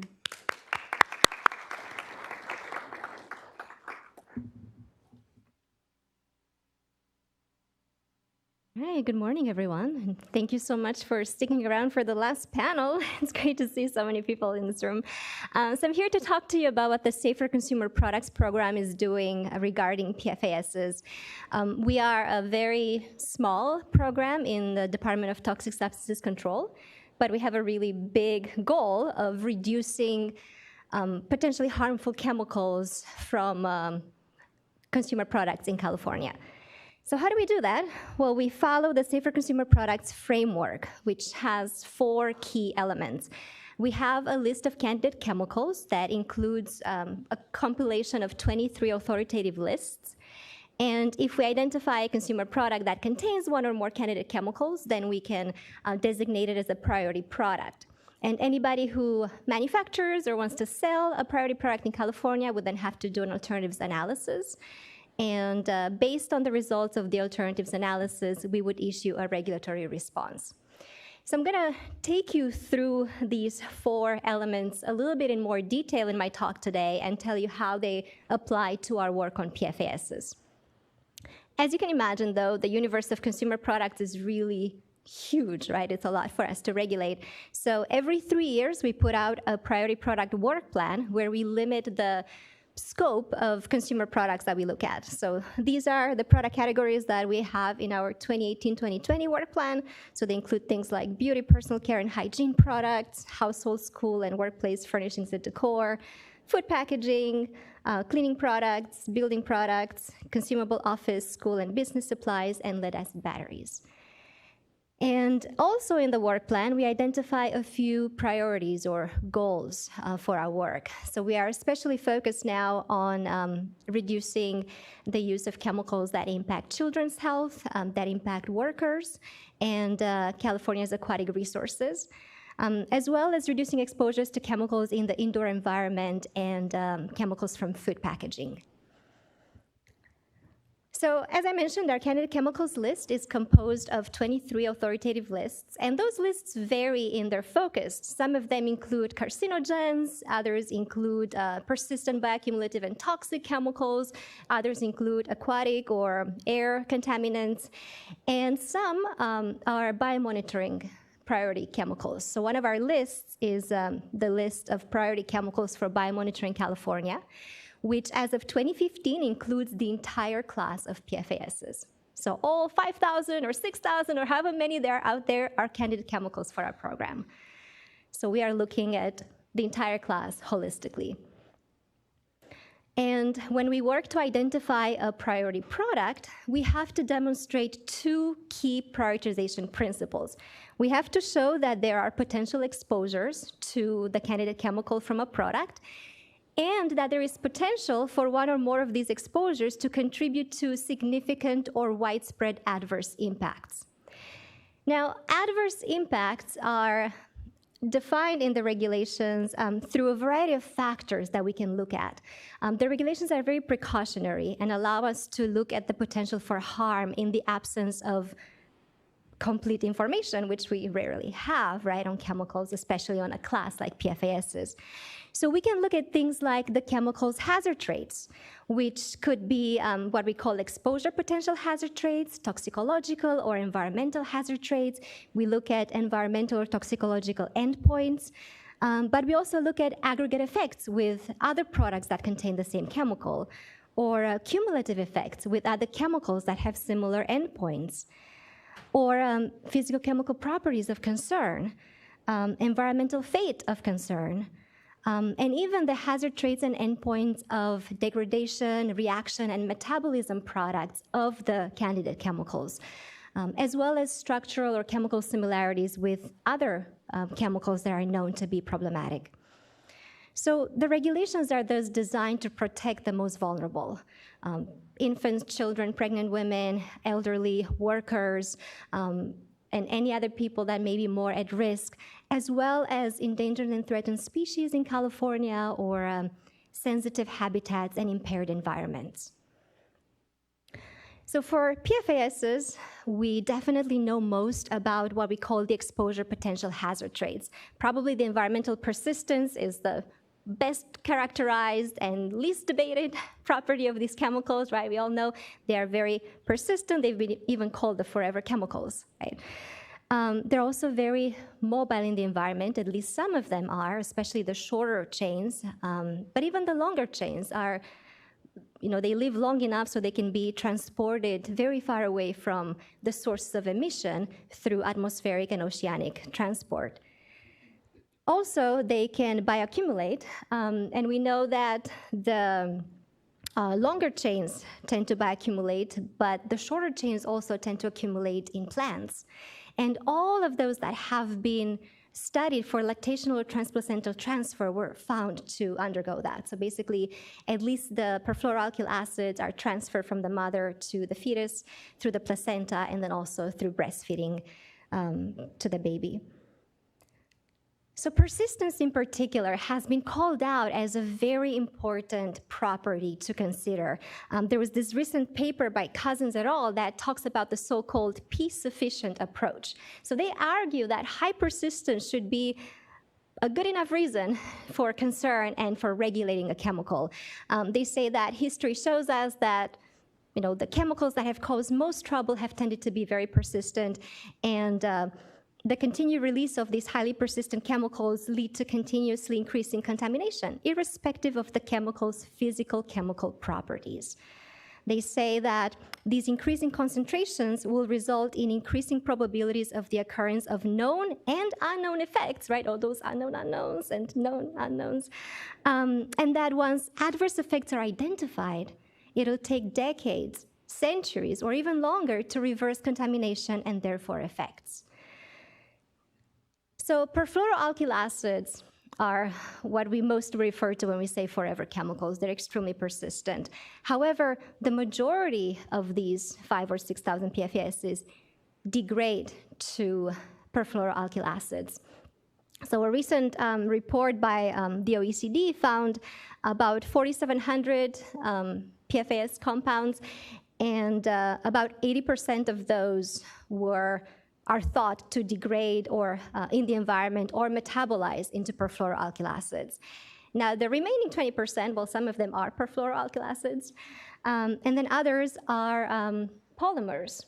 So, for instance, perfluoropolyethers or fluoropolymers, and while those are stable and persistent in and of themselves, they also relate to perfluoroalkyl acids because they are manufactured using perfluoroalkyl acids. In fact, if you look historically, the majority of the PFOA contamination in the environment comes from the manufacturing of fluoropolymers like PTFE or Teflon. And there's some papers that say that maybe during combustion, these polymers may degrade into perfluoroalkyl acids. We also heard yesterday about side chain fluorinated polymers. That's another type. The fluorine is not within the backbone of the polymer, but it's attached to a carbon chain. And those, we lump them as PFA precursors because they eventually do degrade into perfluoroalkyl acids. It's debatable how long that takes. It may take decades, it may take centuries, but eventually they do degrade, so future generations will have to deal with the PFAS that are coming from side chain fluorinated polymers in landfills or in other sources. So perfluoroalkyl acids are really the ones that we know most about, especially in terms of their toxicological hazard traits. The long chain ones, like we heard today, have some pretty well-established toxicological hazard traits based on epidemiologic studies, but also the shorter chains and the newer ones are starting to we're starting to understand their toxicological hazard traits based on animal studies and in vitro studies. And there's quite a few that are coming out, but of course we don't know everything. Also, like we heard yesterday from Becky's talk, there are a lot of environmental hazard traits of concern. PFAS may cause phytotoxicity and issues with wildlife development, reproduction, and survival. So that's especially of concern for threatened species or for sensitive habitats. So in other words, if there is exposure to PFASs, there is potential for significant and widespread adverse impacts according to the Safer Consumer Product regulations. So when we look at exposure and what exposure comes from, again, because we have incomplete information, we can look at different factors or different sources of information. For instance, we look at how widespread the product is on the market, how widespread it is in households and workplaces, and the likelihood of exposure throughout the life cycle of the product. So exposure doesn't have to come from the use of the product, but it could come during manufacturing, distribution, end of life, whether that's landfilling, composting, or recycling, or incineration, or whatever that is. So we know that PFASs are widespread in the environment, right? They've been found in environmental media, and as we know, we can only measure very few PFASs, so they're probably even more widespread than we know because we can't measure all of them.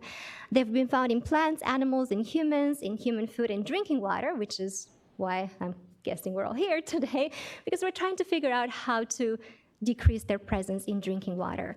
So we know that firefighting foam is definitely an important source to water bodies, especially locally next to the users of firefighting foam. But we also try to figure out, okay, what are the sources of PFASs that the general consumer is exposed to? And so we identified carpets and rugs as one of the significant sources of exposure to PFASs for Californians. And we think it's significant because carpets and rugs are more than half of the US flooring market. They are in a lot of residences and commercial establishments. And as we learned back in 2017, when we held a workshop about this topic, we heard from the Carpet and Rug Institute president that most residential and commercial carpets are treated with PFASs for stain and soil resistance, or at least they were at that time. Since then, some manufacturers have moved to phase them out, but this has been a long-term source of exposure in many homes and workplaces. And so the way we think about exposure to PFAS from carpets and rugs, it's really a multi-pathway and multi-route exposure. There's, of course, the direct exposure from contact with a carpet, which is especially important for toddlers that spend a lot of time on the floor.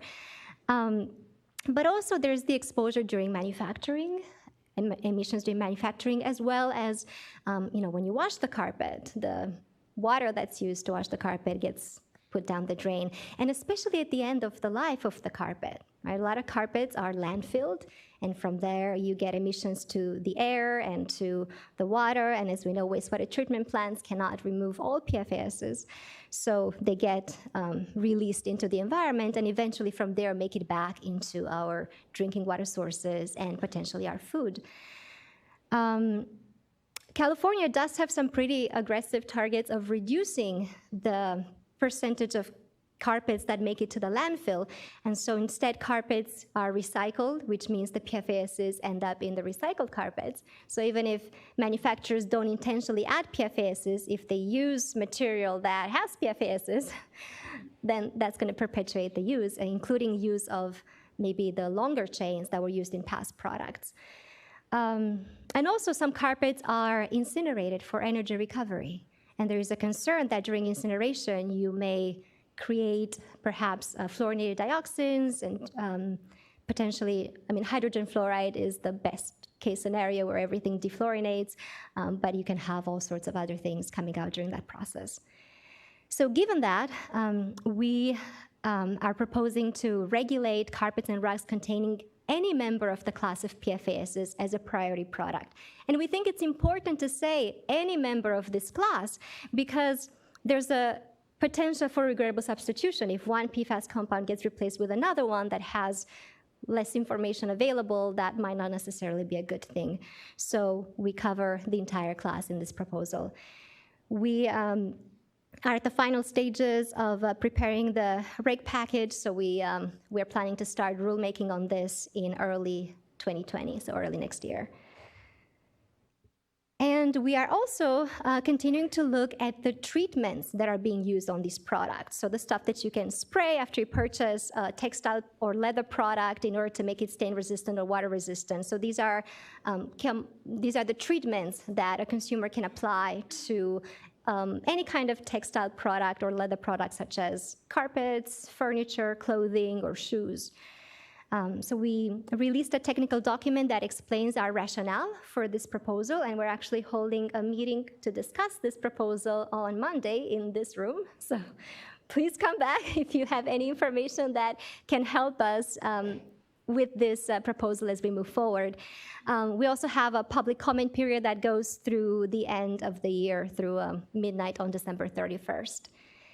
And again, with these treatments, we're concerned not only about the direct exposure, which is bigger than in the case of carpets because of the inhalation route. As you spray that product, there's definitely more exposure. These products are also not as easily bound to the consumer product that you're spraying, so they're gonna be released throughout the life cycle of that product. And of course, the products that were treated at the end of life are going to release the PFASs into the environment. So again, many routes of exposure to humans and the environment. And last but not least, we're also considering food packaging containing PFASs. So here we're pretty early in our process. We released what we call a background document, where it's a short document that expresses our concern with this topic.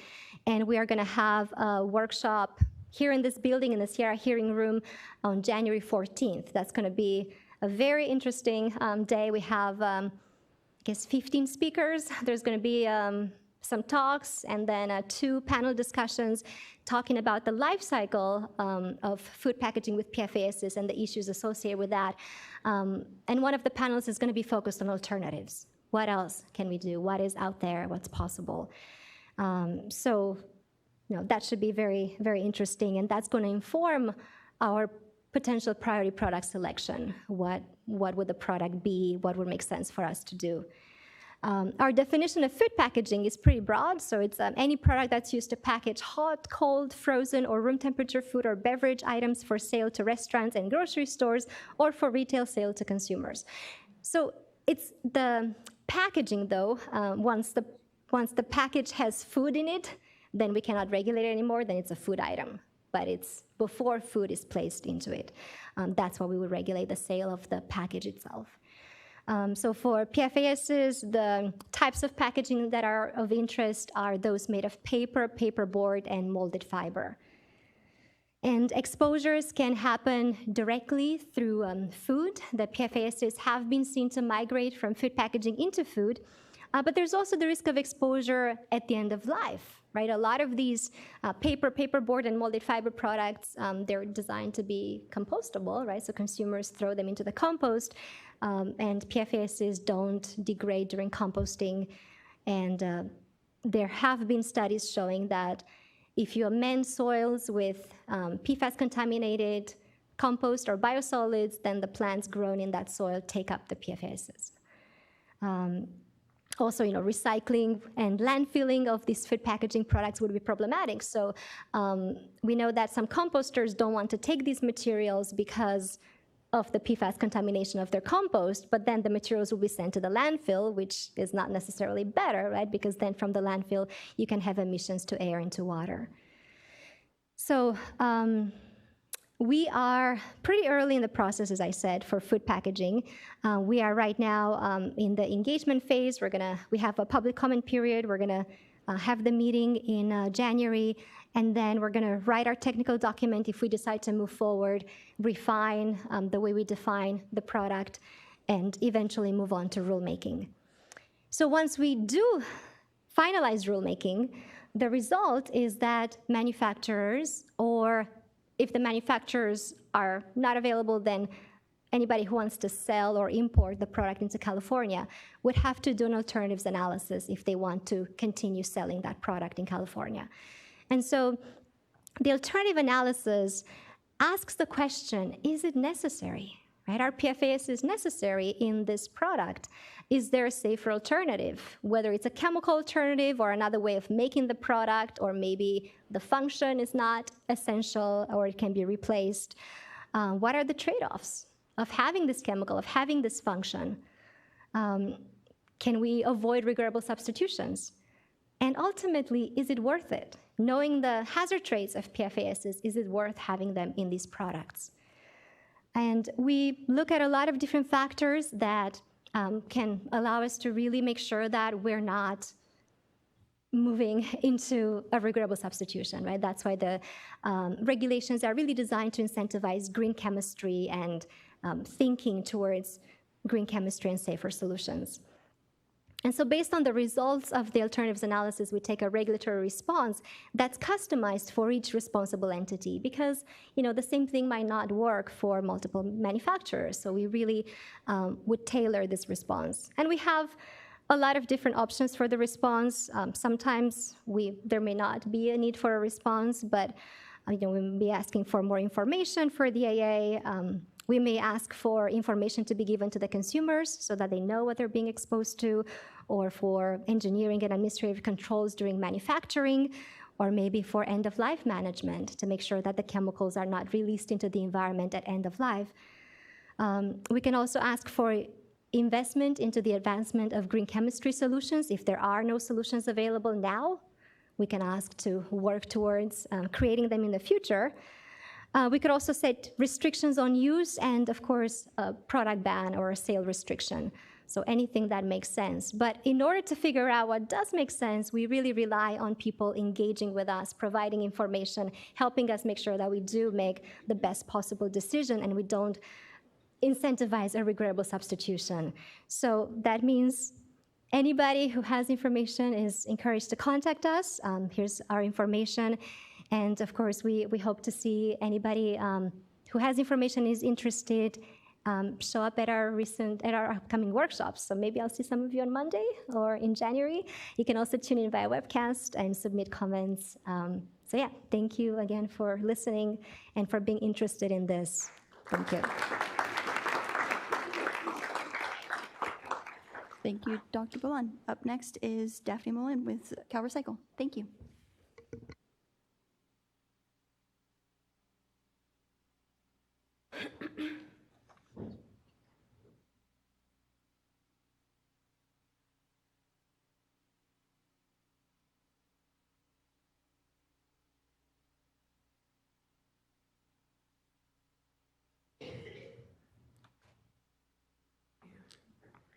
Great. Thank you. Thanks for inviting us here today and for the great setup by Simona. So I'm going to piggyback a little bit on the food service packaging component. So at CalRecycle, obviously the end of life is important for what we do in our mission, and then specifically within my unit, we look at plastics recycling and issues relating to plastics to help inform policy in this area. So word of caution, my staff was supposed to present this today, but he's homesick. So this is my second run of this presentation, and I might be cheating by looking at my notes. Okay. So the purpose of the presentation today is to go over with you one of our research contracts that we have underway, which isn't typically what we do in CalRecycle. So it's a bit of a spin-off project. But to give a little bit of context for how this project came about, there's a law that went into effect in 2011 that addressed how plastic products could be labeled in the world of compostable, degradable, biodegradable, and these new marketing words that are coming out. So you may see these in products like utensils and cups, bowls, takeout containers, and it can get really confusing to a consumer to understand what does bio-based mean and what does biodegradable mean. Is that the same as degradable? And so this law went into effect to help clarify what would be an appropriate use of those words and under what conditions could they be used. So there's a lot of details in that law, and kind of what to focus your attention on compostable. That's the emphasis of what I'll be talking about today. So in order to use that term on a plastic product, certain degradation needs to happen under certain conditions within 180 days. And so the law references a standard ASTM D6400. And so that's the operating procedures where the product would need to degrade under those conditions. The law itself is enforced by local district attorneys' offices, so they go out and figure out if companies selling these products in California have violated the law or not. And when they do and settle the cases, they have sent CalRecycle lump sum funds to do particular things. And so that's what we have identified here. We can conduct a survey of the active composters in California to determine if they take these materials and how they perform. We can fund research to perform these real-life compostable plastics to determine do they really do in fact degrade, and then use that information to help inform the public. So when we talk about compostable plastic products, there's really two types that we're really focusing on. There's kind of a hard, quote unquote plastic, and then there's these fiber-based ones that have a plastic liner. And so most of the time, the plastics are a polylactic acid. That's what you see in the black plate here on the screen. And then for the fiber-based ones with the polylactic acid coating, they're applied to help ensure that the the product has a nice integrity, and you can then put, whatever it may be, soup or a chili or something in there, and when you discard it, you can then take it to a compost, which is super important for the CalRecycle's mission and addressing greenhouse gas emissions from organic waste being discarded under landfill conditions. And so this is really what we do want. We do want organic diversion, and we also really need those products to be inherently safe. And so that's kind of, the reason for this study and the reason for concern. So we want to make sure that the products break down completely and don't just fragment, and they don't leave toxins behind. And so when relating this back to the PFASs and why we're here, people have been concerned about PFASs being introduced into these products and then making their way into the environment. So when you have like this black plate here, this hard plastic, it's, I'm cheating here, let me look at my notes. It's, when they use injection molding for making those plates, they can apply the PFASs to those molds so that when they go to take the plate out, they pop out really easily. And then similarly, if you're going to have some kind of coating on these fiber-based products, you're going to really need it to be grease repellent or waterproof, and that's where the PFAS properties have been meeting that purpose. So for bringing this back to California and how these products relate, we have about 300 composters here in California. 14 of them accept food service packaging items, and 34 of them take mixed materials, which could be a variety of different things, including food service packaging. So the image that you see here, let me see if I can find this. Is this the clicker? Oh, sorry. Is there a pointer? The top one? Okay. All right, so this is what's called a windrow, and again, cheating, the words are aerated static pile composting system. This is the typical way that composting occurs in California.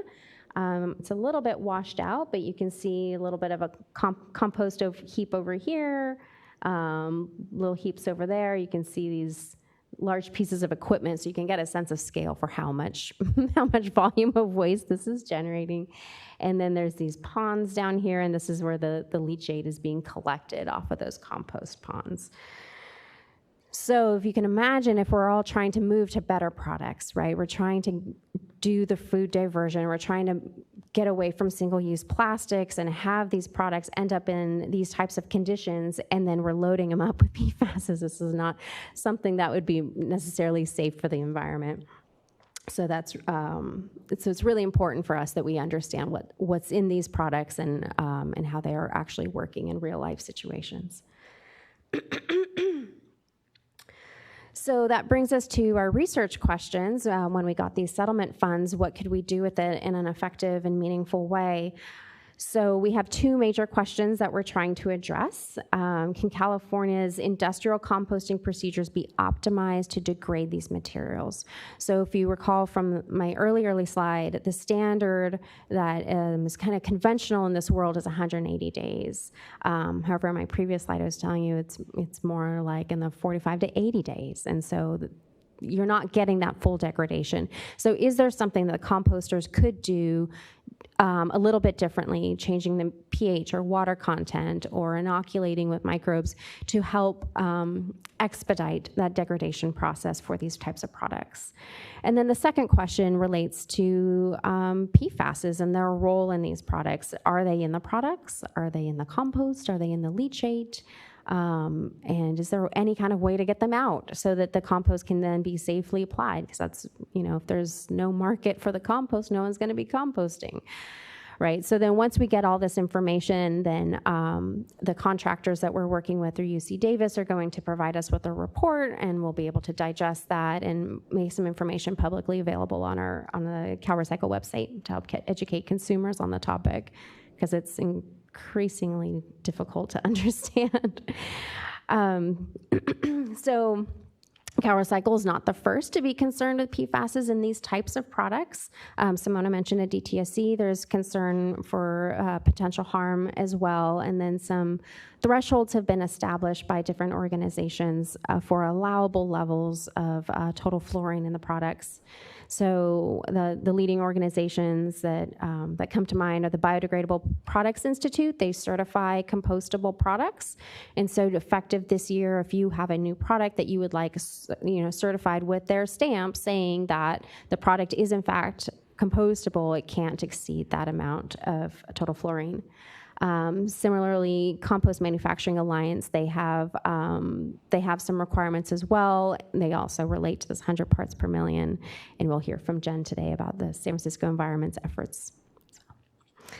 And then one area where this also kind of ties into play with CalRecycle's concern for PFASs is my unit is currently developing regulations to implement SB 1335, and this went into effect last year. We'll be releasing these regulations shortly, but the intent is that certain food service facilities will have to use reusable, recyclable, or compostable food service products in their practices. And those facilities are those that are in contract with the state or on state land.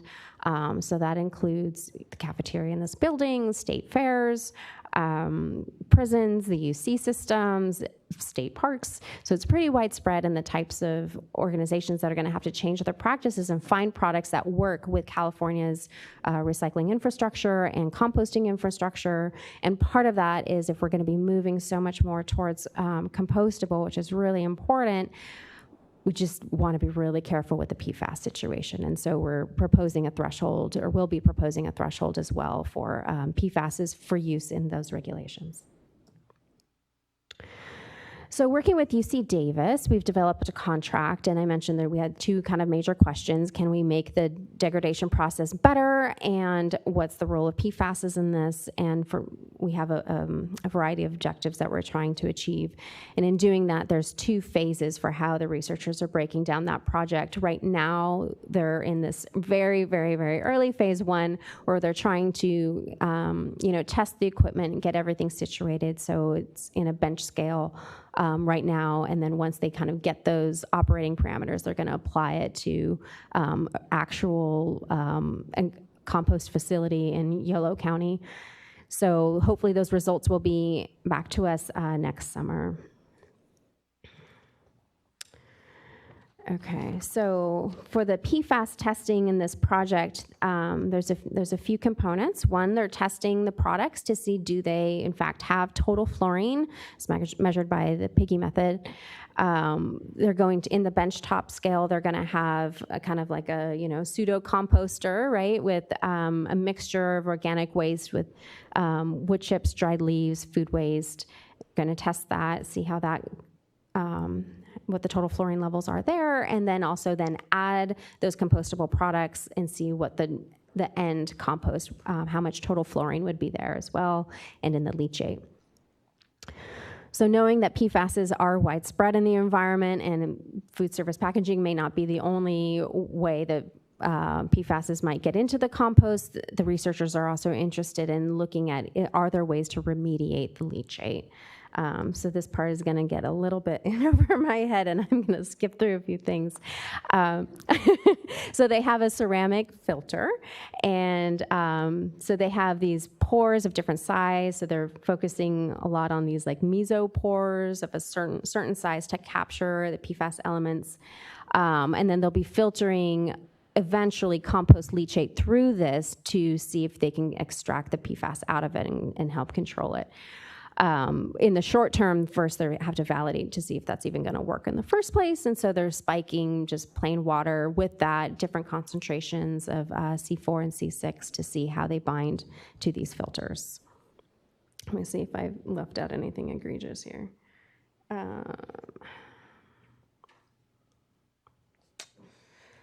So that's kind of the nutshell on that. So it's very, very early days on the remediation testing.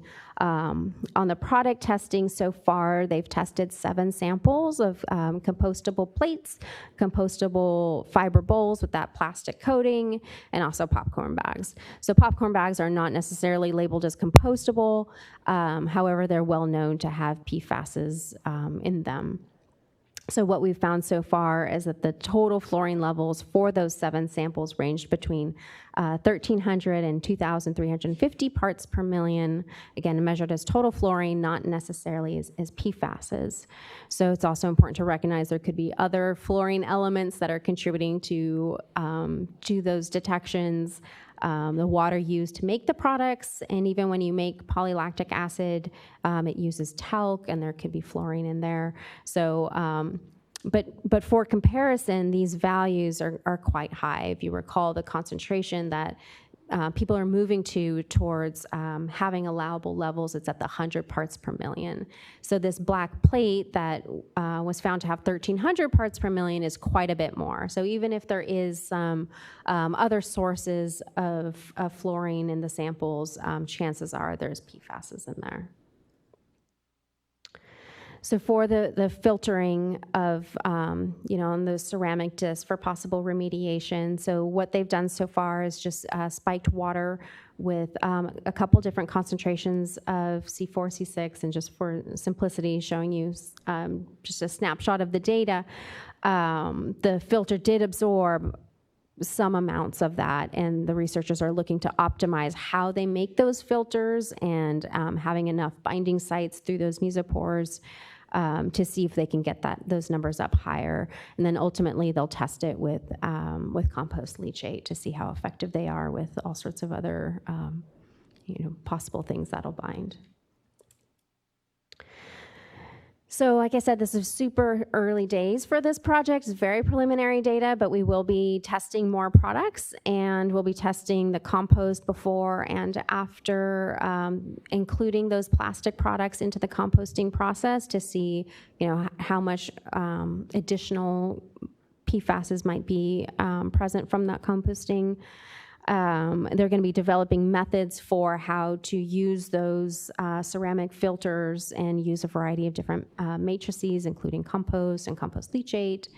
And then ultimately we'll be posting the report and a synopsis of the report on our public website later next year. So I just wanted to recognize the UC Davis research team that was on this. Don't have their names with me on hand. And Robert Contreras is the project or the contract manager for this. So I might be able to help you, but chances are Robert will have the answers. So if you have any further questions, he would be really happy to engage with you on that. And if you're at all interested in the compostable serviceware piece and moving towards regulation and all that, then please sign up for our listserv. Like I mentioned earlier, we'll be coming out with those regulations soon. So if that's something that you're interested in, please sign up. All right, thank you. Thank you very much. Up next is Jen Jackson. Thank you.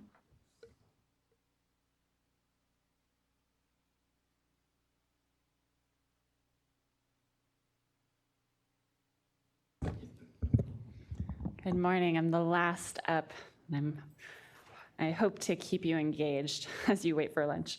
So in the city of San Francisco, we have been working for the last 4 years on fluorinated chemicals.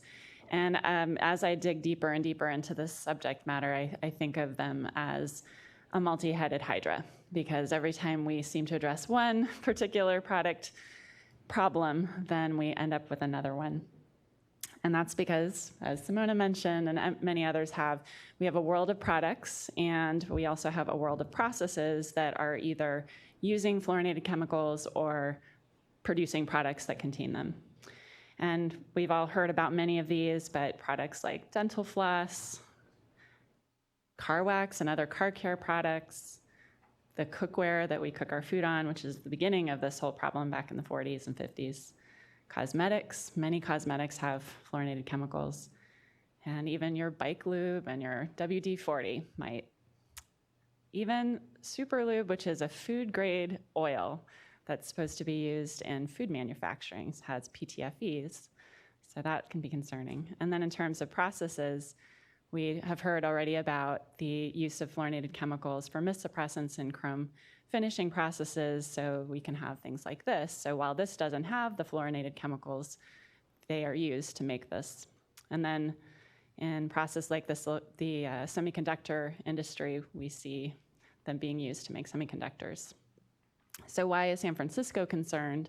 Some of the comments that came up yesterday lead to why we are.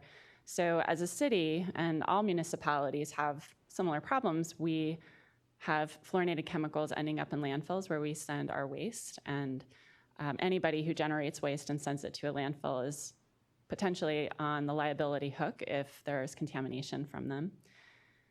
And then they end up in our sanitary sewers, and so our cities are starting to think about how are we going to treat our way out of this problem, and can we?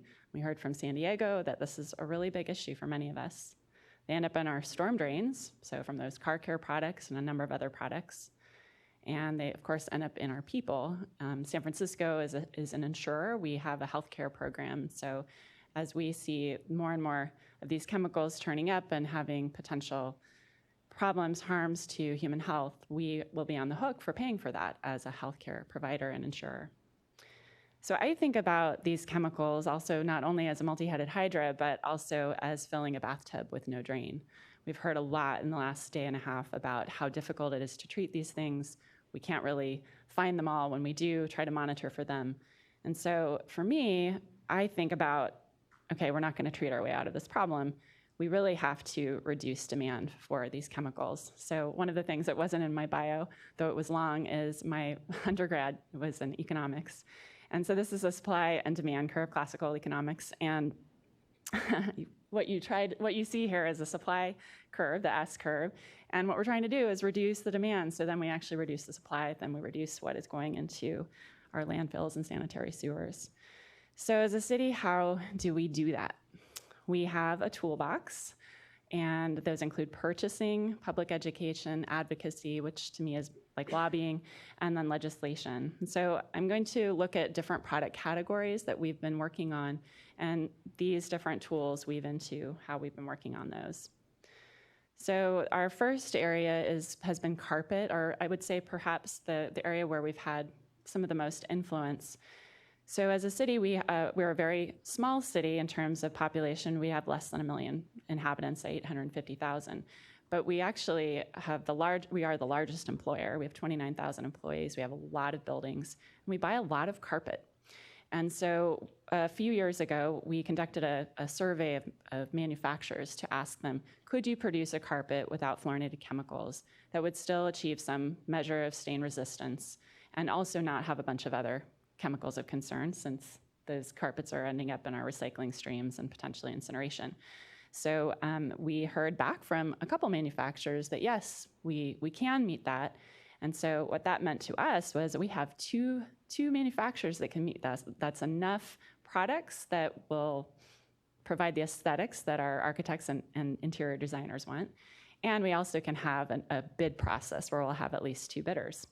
So that meant that we could regulate this for our own purchases through our green purchasing program. So we said no fluorochemicals at all in any carpets that we purchase, as well as all of these other nasty chemicals that we want to eliminate. And we've had our first samples of carpets that are coming back from San Francisco International Airport, and they are PFAS-free. We're very excited. So we are doing enforcement testing. We want to make sure that what they are selling us is actually fluorinated-free. And then on furniture, we also buy a lot of furniture. So we have libraries, airports, conference centers, and offices, all kinds of different furniture that we buy. And so similar to carpet, we were curious, could we find furniture that doesn't have these chemicals? And typically it's the textiles that are on the furniture, of course. So we have been working with the Healthy Hospitals Initiative and others to identify whether there are enough products out there on the market. This is a really complex market. It's actually far more complex than carpet because you have those kind of chairs, you have couches and all sorts of different seating, you have many different things. So we don't have a regulation on this yet, but we are working towards that. And that regulation would be very similar to carpet, no fluorinated chemicals and none of these other chemicals as well. So firefighting foam is a little bit of a new frontier. We've been investigating this for probably about the last 6 months. And so as we've heard, firefighting foam often contains fluorochemicals. And San Francisco firefighters have been participating in biomonitoring. And one of our firefighters that I spoke with just a week ago, she told me that she had the highest levels of PFOA monitored in her body. So we are really concerned for our firefighters, for my fellow colleagues. And so they had been using a C10 product. I believe it was a C10. And unfortunately, the manufacturer sold them a bill of goods and said, oh, you should move to a C6 product. That's great. It's, you know, it's not going to live in your body forever. And so they ended up moving to that several years ago. And so they've been continuing to use that. So what we're trying to do with them now is to identify a safer alternative. There are many other fire departments around the country that are using fluorinated-free foams. And so we were talking with them, try to understand the safety, efficacy of those. We want to make sure the product works. That's very, very important. And then also make sure that there aren't regrettable substitute chemicals. There's also a process happening at kind of a national level. If you're familiar with the green screen for safer chemicals, it's a hazard assessment process, and they're working on a standard for firefighting foam where they would look at all of the chemical ingredients in a firefighting foam and give it a grade. So we're hoping that will come out really soon, so then we might be able to piggyback on that and choose a foam that's been certified. As you have heard too, at airports, firefighting foam has to be fluorinated by FAA regulation. And so in the advocacy world, we have been working on this. So we have to comply with FAA. So SFO has to use fluorinated foams. And we've had crashes, Lassiana crash that happened several years back. We have used fluorochemicals, and we are participating in the water board's requirements for monitoring groundwater and surface water around the airport. But so the airport is bound to use these, but they're working really hard to reduce as much as possible any discharge of the chemicals and to do other kinds of testing to make sure their equipment works.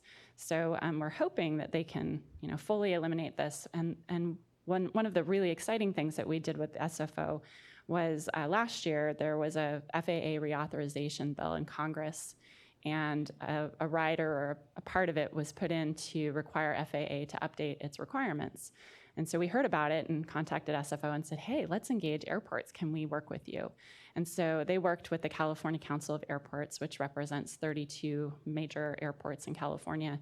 And they wrote a letter to Congress saying, we believe that this is really important. An example of how important it is from Anchorage, Alaska, where they have groundwater that has been contaminated in a community, and so the airport itself is having to do remediation and treatment for drinking water for that community. And so we don't want to see these kind of things continue to happen.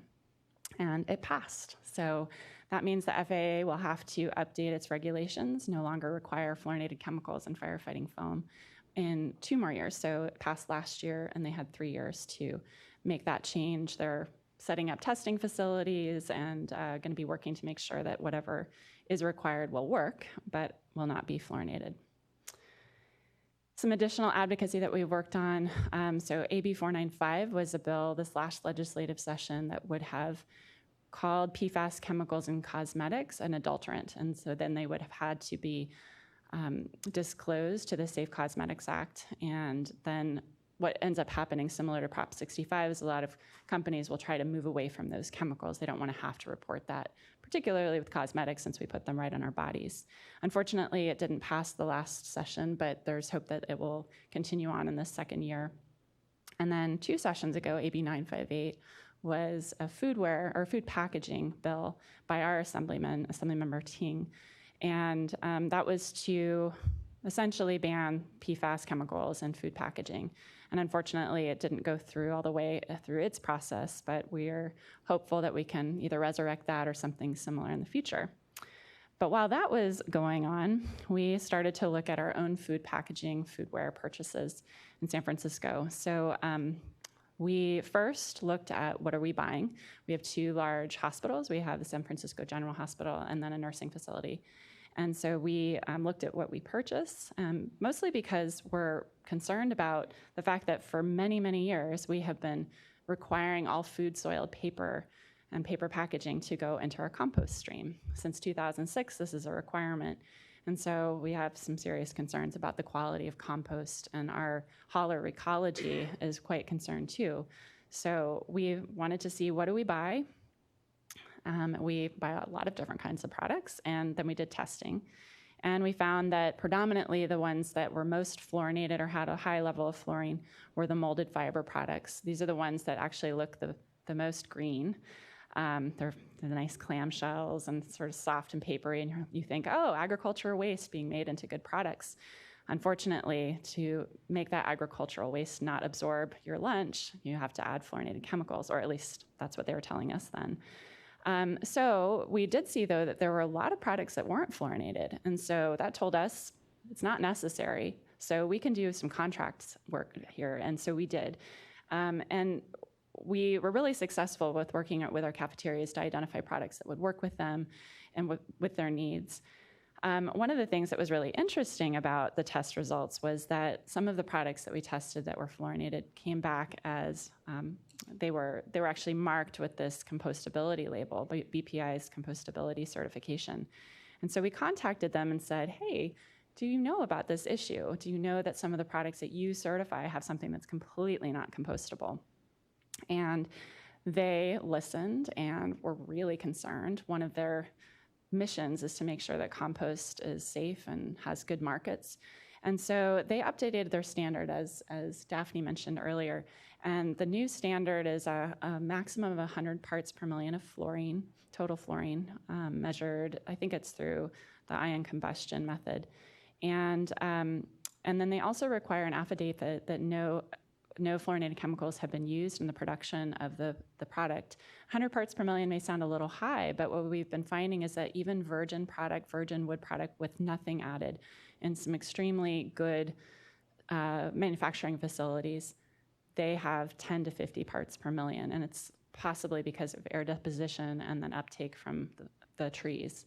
So 100 parts per million, but if there is anything within that 0 to 100 parts per million range that shows up, the BPI works with the manufacturer to identify places where that fluorine might be coming from. So it could be the talc being used, or it could be some of the fluoride in the water. It's probably very unlikely because those are very low levels.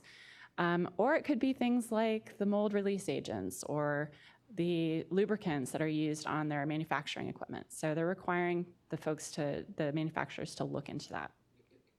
So because BPI did this update of their certification, which goes into effect January 1, 2020, it means that now there is a certification as well as a list of products that will be available to anyone of products that are essentially PFAS-free. So what that meant to us was, the taqueria around the corner, they can't do testing of their products, but they can look at this list.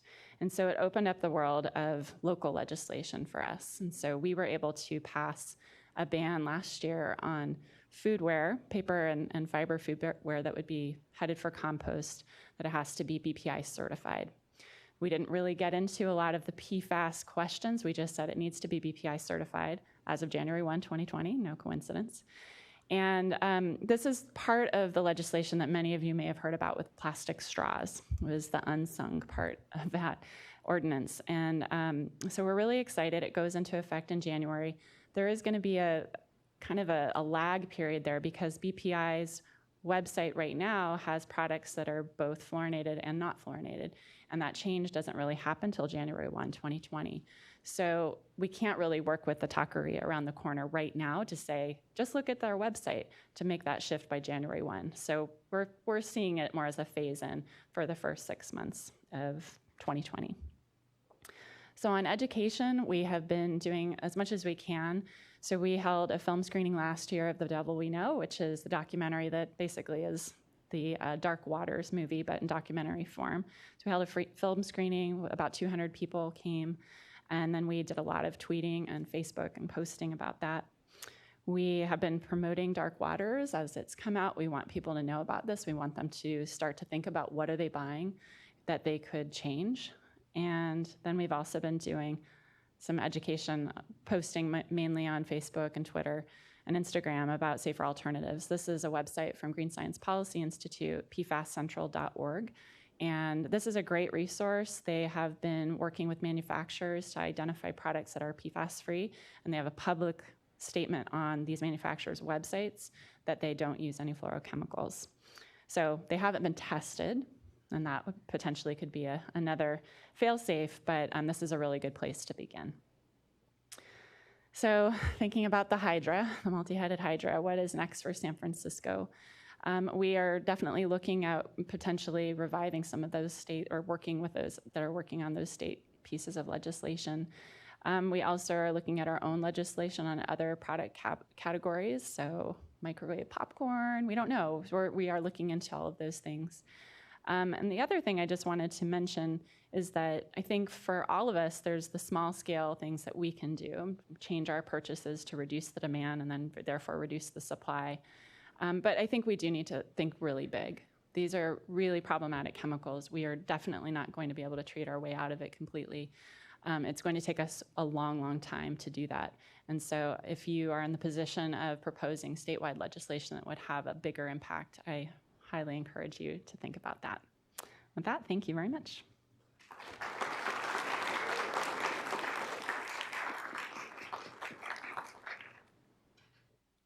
Thank you all very much. We may have time for just a couple questions, but we are running a little bit late in our schedule.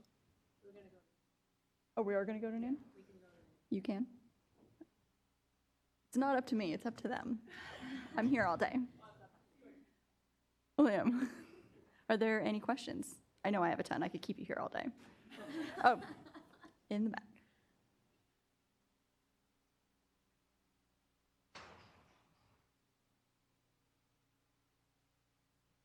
Thank you all. Those were wonderful presentations. I learned so much. My name is Alex. I'm with the Water Board Region 2. Jen, I have a question for you specifically. Have you had any interest from other cities nearby, Oakland, San Jose, that are excited about this program and want to learn more from you about how you did it? Yeah, we've been working with a lot of other cities. So the city of Berkeley passed a similar ban on PFAS and foodware. Theirs goes into effect at the same time as ours does, so we work closely with them around the BPI certification. And other cities in the East Bay we've been talking with, and stopwaste.org, which is the sort of umbrella organization for waste in Alameda County. And then I have to say I've been giving a lot of talks on food packaging, foodware, so I have another one next week. So a lot of people have been hearing about what we've done. I think the BPI certification makes it far easier for folks to adopt a PFAS-free requirement. So that was part of our intention with working with BPI. A robust third-party certification makes all the difference for a purchaser. We do have 2 questions online. The first question is from Melody Labella, who's a resource recovery program manager from the Central Contra Costa Sanitary District. Her message is, treatments containing PFAS for use on carpets and other textiles is a great class of products for alternatives analysis. Does the DTSC need letters of support for their proposal to list these as a priority product under the Safer Consumer Products Program? And this question is for Simona. So we are in the process of requesting public comment. So yes, if anybody has any information or if they want to submit letters in support or against the proposal, they can do so by 11:59 p.m. on December 31st, or at the meeting next Monday. Yeah. Whether it could be remote as well. If they're not in attendance during the meeting, they could also submit comment remotely. And the second question is from another online audience member, and her question is, will Cal Recycle be looking into PFAS in other recyclable products? For example, the recycled content harvested from post-consumer carpets.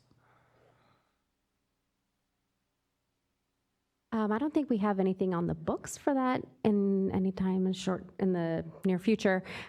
This particular product or project came about from that settlement funds for the plastic labeling law. So any further testing that we would do would be in that vein of the compostable plastic products.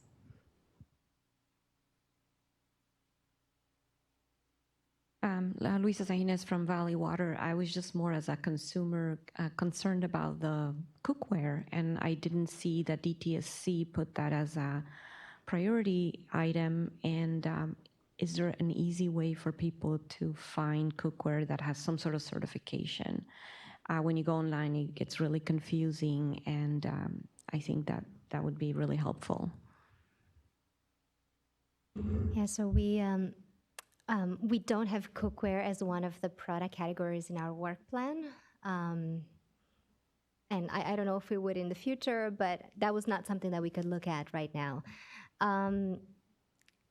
I think there are some brands out there that are PFAS free. I mean, there's always cast iron, and other options that will definitely be PFAS free.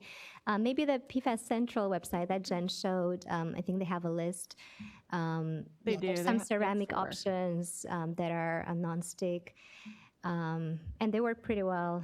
But yeah, so if you do look as a consumer, so sometimes, I think that was mentioned yesterday, that sometimes you can see that there's a label that says PFAS free, right? That doesn't really mean anything. But if they do say, some of them say PFAS or PFC free, I think if they say PFC free, that is okay, because it includes pretty much a statement for the whole class. So I'd say check their website. You can always call the manufacturer. I think it's good for manufacturers to hear from consumers that they're interested in certain chemicals. You might not get any information, but at least you put it out on their radar.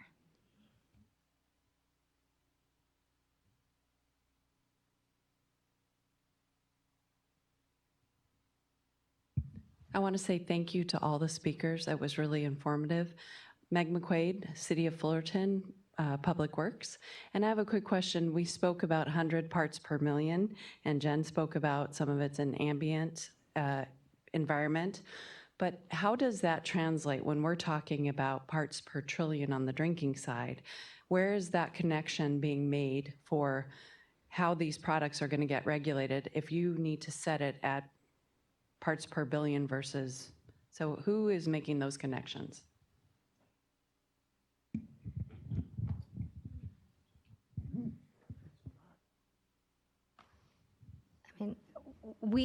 Okay, I probably shouldn't answer this question because we are not putting any threshold right now. But I would think that, it doesn't necessarily translate. So the 100 parts per million in a product, not all of it is going to get into water, right? For the food packaging, the concern is mostly the uptake into compost and then into plants. So I'm not sure how much of that would make it into water necessarily, and how, what the amount would actually be.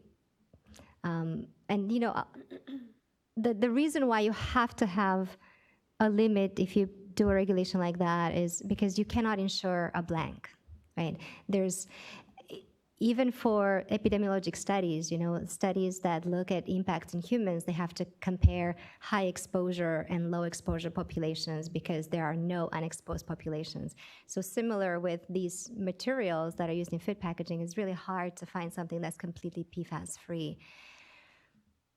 So, I don't know, yeah. We have one more online question.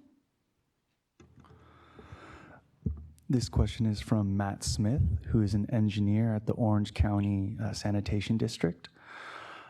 His question is for Simona. With the upcoming regulations that you are proposing on regulating textiles and food packaging for PFAS, is this going to be listed for all facilities statewide? If so, how is this going to be implemented? All right, so for food packaging, we're not yet proposing any regulation. We're just in the initial research. We don't even know what the product would be, like what type of food packaging. So I'm nowhere near answering a question about that. For treatments, we are proposing to regulate them. And if we do, any treatments that are sold in California would be affected. So it's not about specific facilities, but anybody who wants to sell such a treatment product in California would have to do an alternatives analysis. So again, our regulations do not ban the product. Our regulations just require this alternatives analysis. And based on that alternatives analysis, we would then take a regulatory response, which could vary, as I mentioned. So it could end up being a ban if it looks like there are alternatives that are available, or it could be requesting research into green chemistry solutions, because we definitely want to make sure to avoid regrettable substitutions.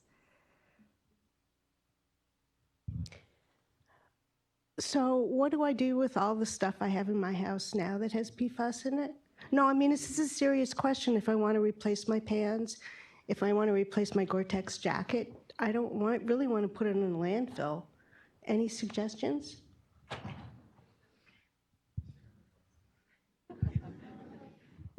Yeah, thanks. I mean, there's really not much of a good answer on that. I mean, the streams are recycling, composting, and landfilling, and there's engineering controls to the best extent possible. And I think that really echoes, the need to get them out in the first place, the need for remediation.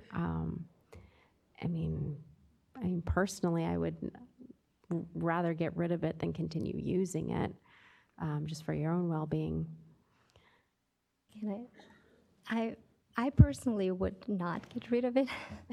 So I think that unless you are somebody who is drinking really highly contaminated water and have really high exposure, the amount of additional exposure that you're getting from these consumer products, it's low enough that if you think about a life cycle perspective, disposing of that product might make more harm overall than using it until the end of its life. So I feel like, if you already have that product, use it until it's not usable anymore, and then try to figure out a way to dispose of it. But disposing of it before it's fulfilled its use is basically just coming back to this culture of throwing things away that contain forever chemicals. So I think it's better to get the best use you can out of it and then figure out a way. I would echo that too. A lot of the work that we're doing in San Francisco is not really so much about our exposures, but about worker health and safety elsewhere. So we don't manufacture this stuff in San Francisco, we have very little manufacturing, but we're impacting people all across the country and around the world with the demand that we have for the products. So once you have it, use it, and then try not to ever buy that kind of thing ever again.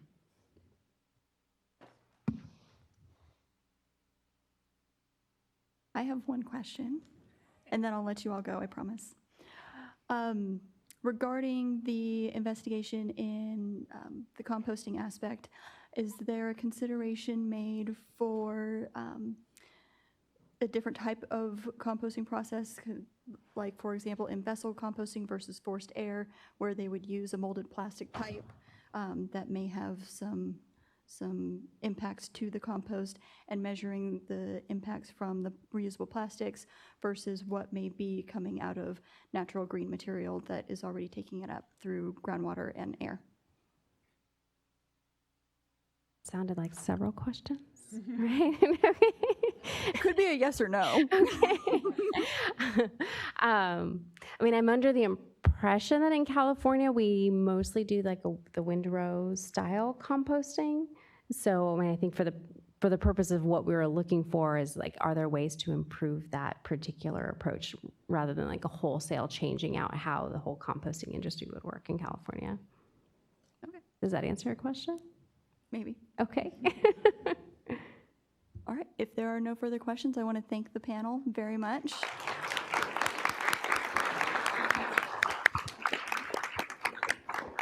And we will see you all back here at 1. Thank you.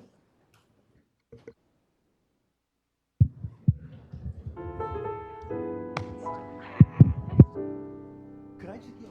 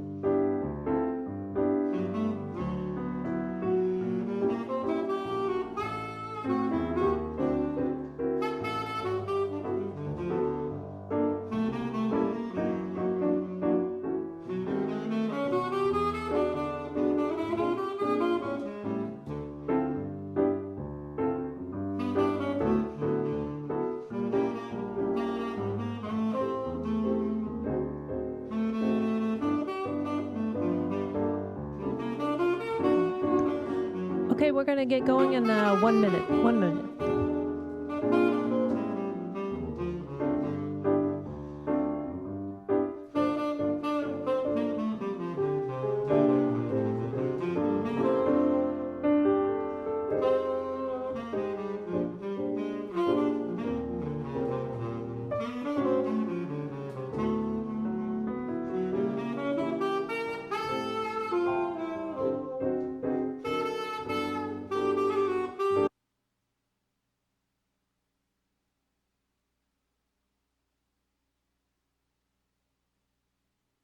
There we go.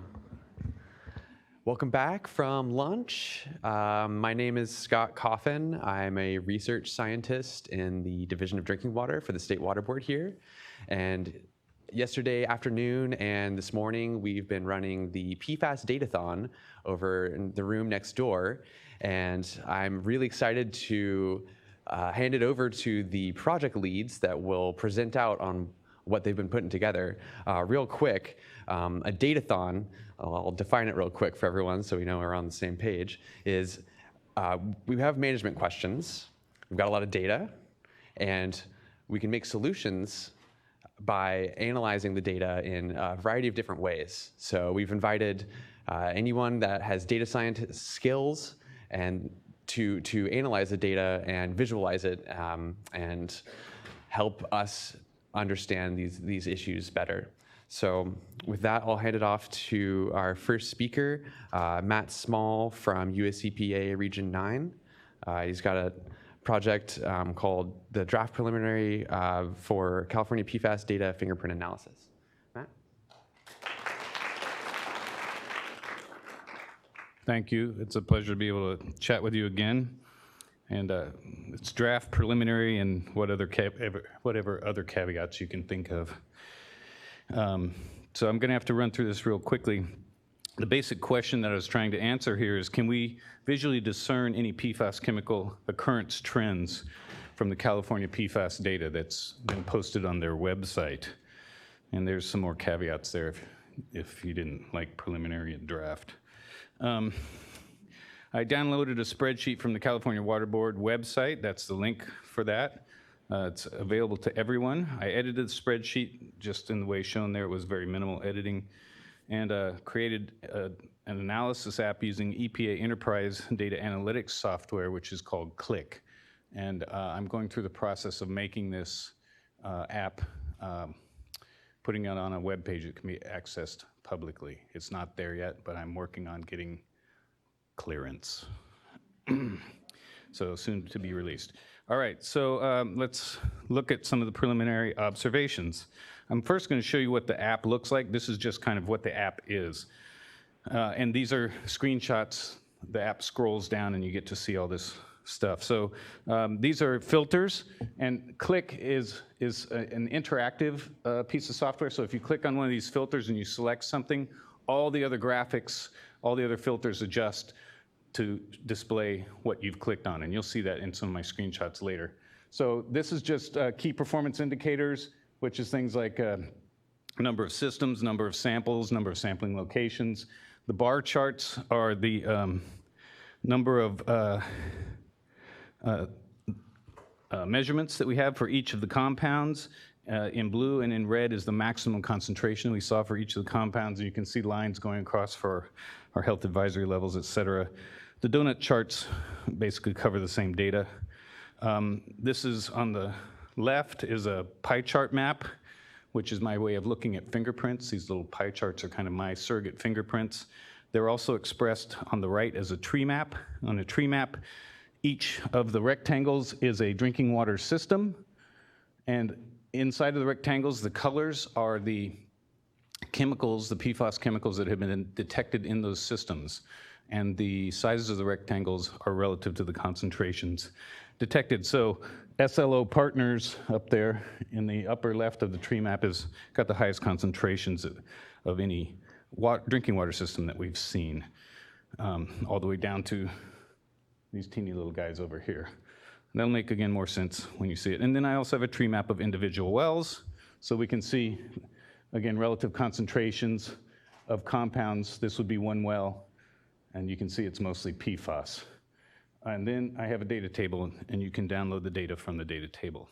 Let's actually look at some preliminary trends. So when we start looking for fingerprints, sometimes the more unique chemicals are worth looking at first. So here's these little guys over here, and let's look at Adona. Scott said that he thinks Adona is a relatively new short chain compound that's been used as a replacement, I believe, in AFFF. It's only in a couple places in California. Here's the tree map. Of course, we're looking at only Adona, so the tree map suggested to just show Adona. Here's the two locations. I'm going to zoom in here to Southern California, the Desert Water Agency. When we zoom into the Desert Water Agency and we look at all compounds, not just Adona, we see two Adona hits next to, everybody say it with me, the airport. Okay. And then we see a very different chemical signature here. So we've probably got somebody using some brand new AFFF foam to practice firefighting, and then something else going on down here. We don't know what. Let's take a drive up to Fresno. Here's Fresno. You can see quite a number of compounds are present in Fresno, and we have 3 water systems, 16 sampling points. And when we look at this, we can see, interestingly, here's the airport again, and we can see it looks very different from the Adona area, right? Next to the airport, we've got a much broader suite of compounds.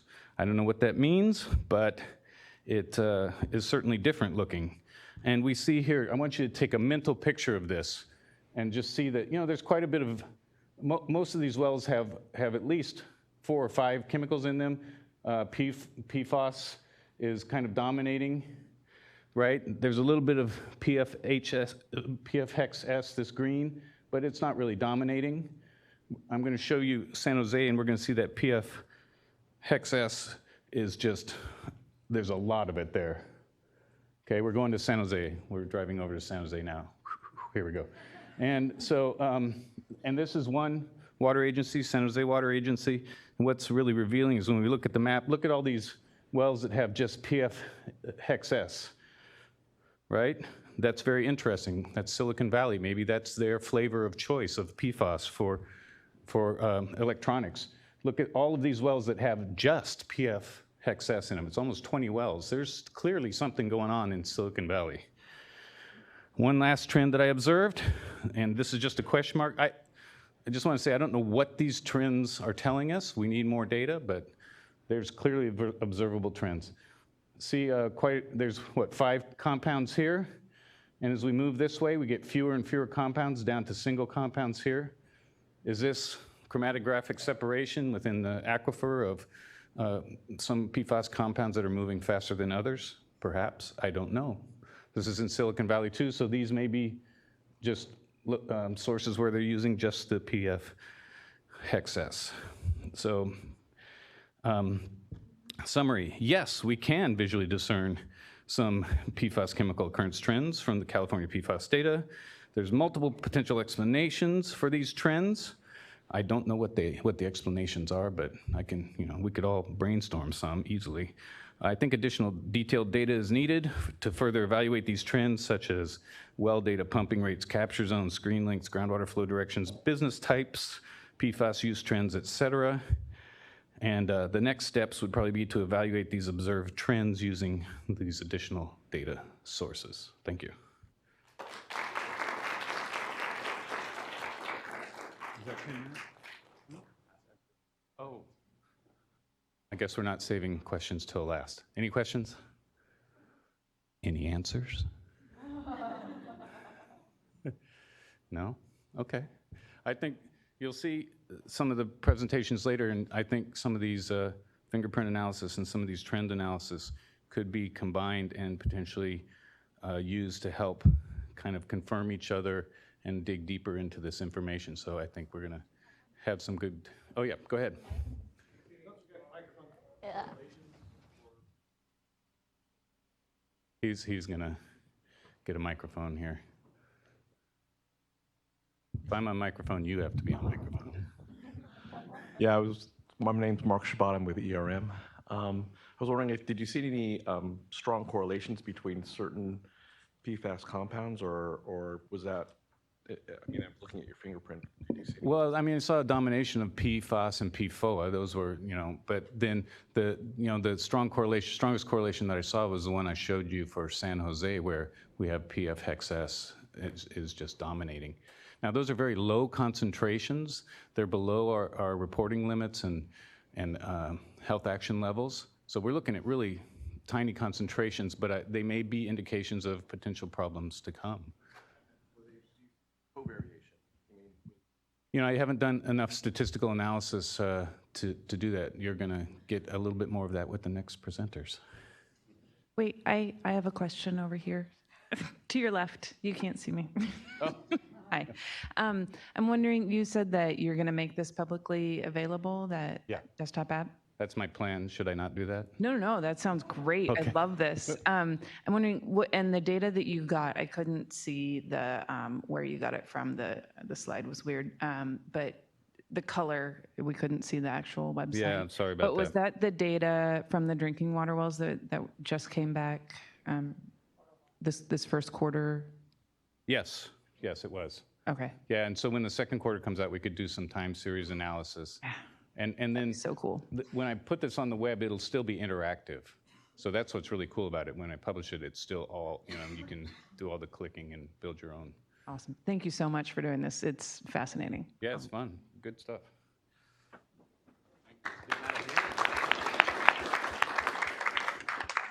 Awesome. Thank you so much, Matt. So next, we've got Melissa Salazar, Andrew, and Brittany going to be telling us about their PFAS analysis and intervention.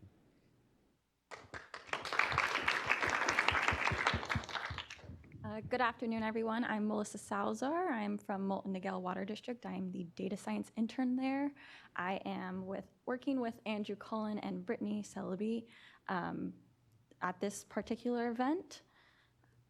So the background is basically we're in phase, let's say 1.5. It's a web-based application to analyze and possibly implement interventions to prevent further contamination.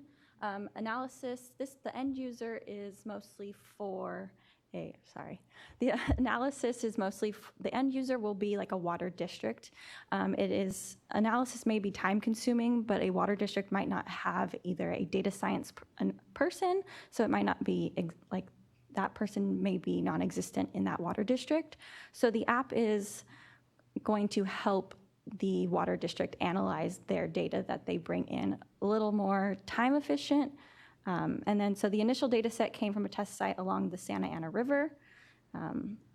we did get some more test data from the PFAS released data from the California Water State Boards, and Andrew's going to talk about how he did get that data so we could test the app on more than just one data set.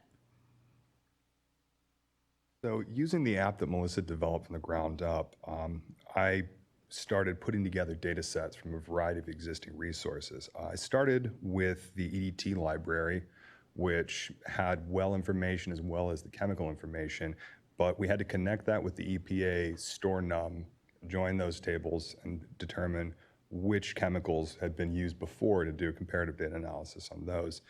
So that was the data wrangling, connecting those dots. And then also from that, connecting which well number was which with the CIDVIS data, which contains a lat launch data set, which can be used to map where the data is. And so going forward, hopefully this process can be standardized so we can engineer a consistent pipeline and hopefully automate this to develop this into a consistent tool that can be used in multiple locations by anyone.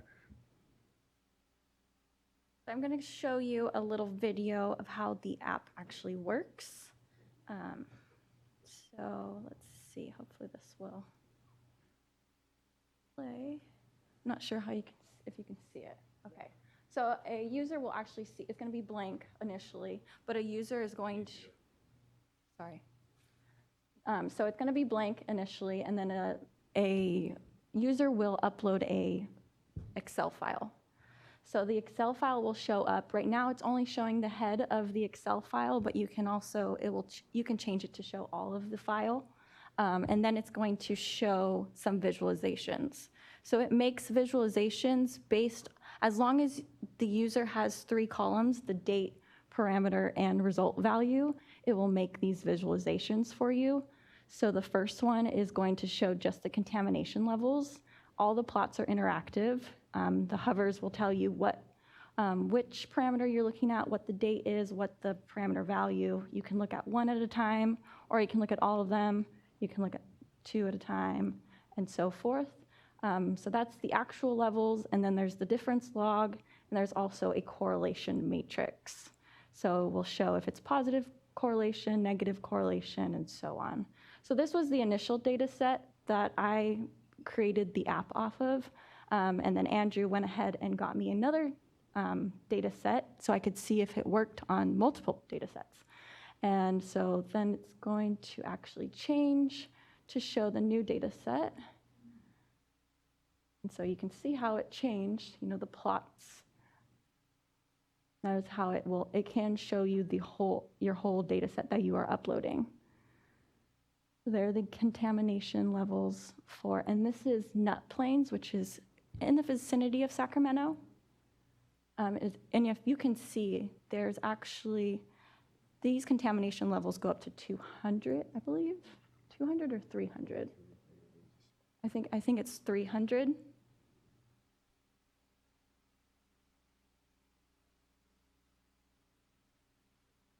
And so yes, so those are the visualizations. I would love to make more visualizations in the future. I just need a little more minds and ideas. And then also there is another point of the app, which is called possible intervention. It will initially show a red circle, which is Sacramento, and all the red dots are landfills. A user can actually enter in a lat long.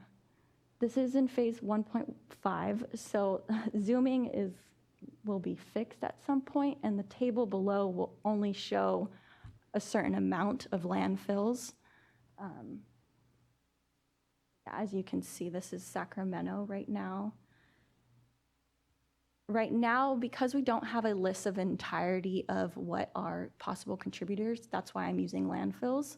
I also did use risk management plan facilities. Those are just kind of ideas of how the app can work, but because we don't have a list of entirety of who can contribute PFAS to the environment, those are why I'm using those lists. But then I did change, you know, the point to the Nut Plains point, and you can see all the landfills. And that's important because, you know, if someone is testing at a site, you can if you want to be proactive, you can talk to those specific places and put in possible interventions. Eventually, the app will have a weather widget in it, so you can look at historical data to see like if the weather did affect certain spikes. At the moment, we just need to figure out a specific API to get that correct data in the correct format that we would like. And then, yes, so that is that. There's also if you see the third tab, the tab will explain how the app works and how the data should be uploaded.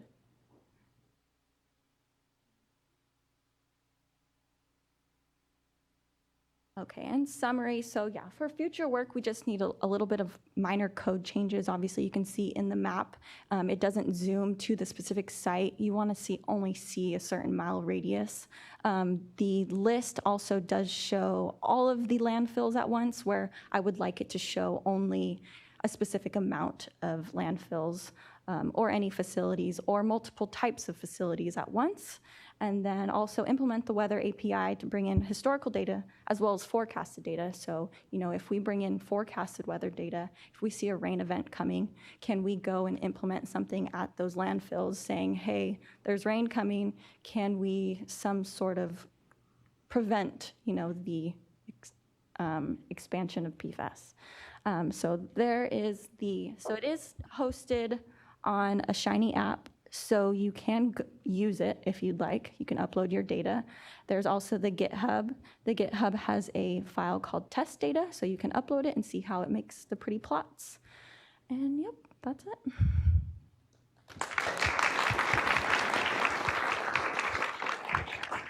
Any questions?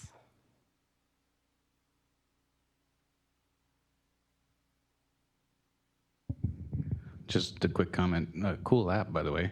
I like the idea of including the rainfall data. It might be also good if you are able to do it to give people the option to incorporate groundwater level data within their spreadsheets, so that because that can correlate with concentration variations also. Yes, I just need a little more minds to help me. I'm learning as much as I can, as fast as I can. So yes, if anyone has any ideas or wants to help, that'd be awesome.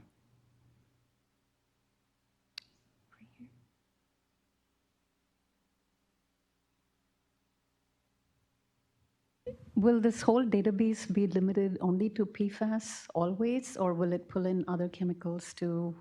So this app can actually be used with any parameter, so any chemical, as long as the data is in the correct format. So you just have a date column, a parameter, which is any chemical, and then your result value. As long as your columns are named that, you can put any data into it, and it will analyze it the same way. Sorry, what I meant was there's already a lot of data in GeoTracker and EnviroStore for so many other non-PFAS chemicals, right, at many of these sites. So if I wanted to see whether a TCE plume goes along with the PFAS plume or something like that, is that something that can be done right now, or it's? If you have the data set, like the parameters in the same CSV, then yes, you could see two chemicals and their correlation in like that or the correlation matrix. So if you have both of the data that you need, if you put it into one CSV and it's in the correct format, it will analyze it and show you the correlation matrix for those parameters.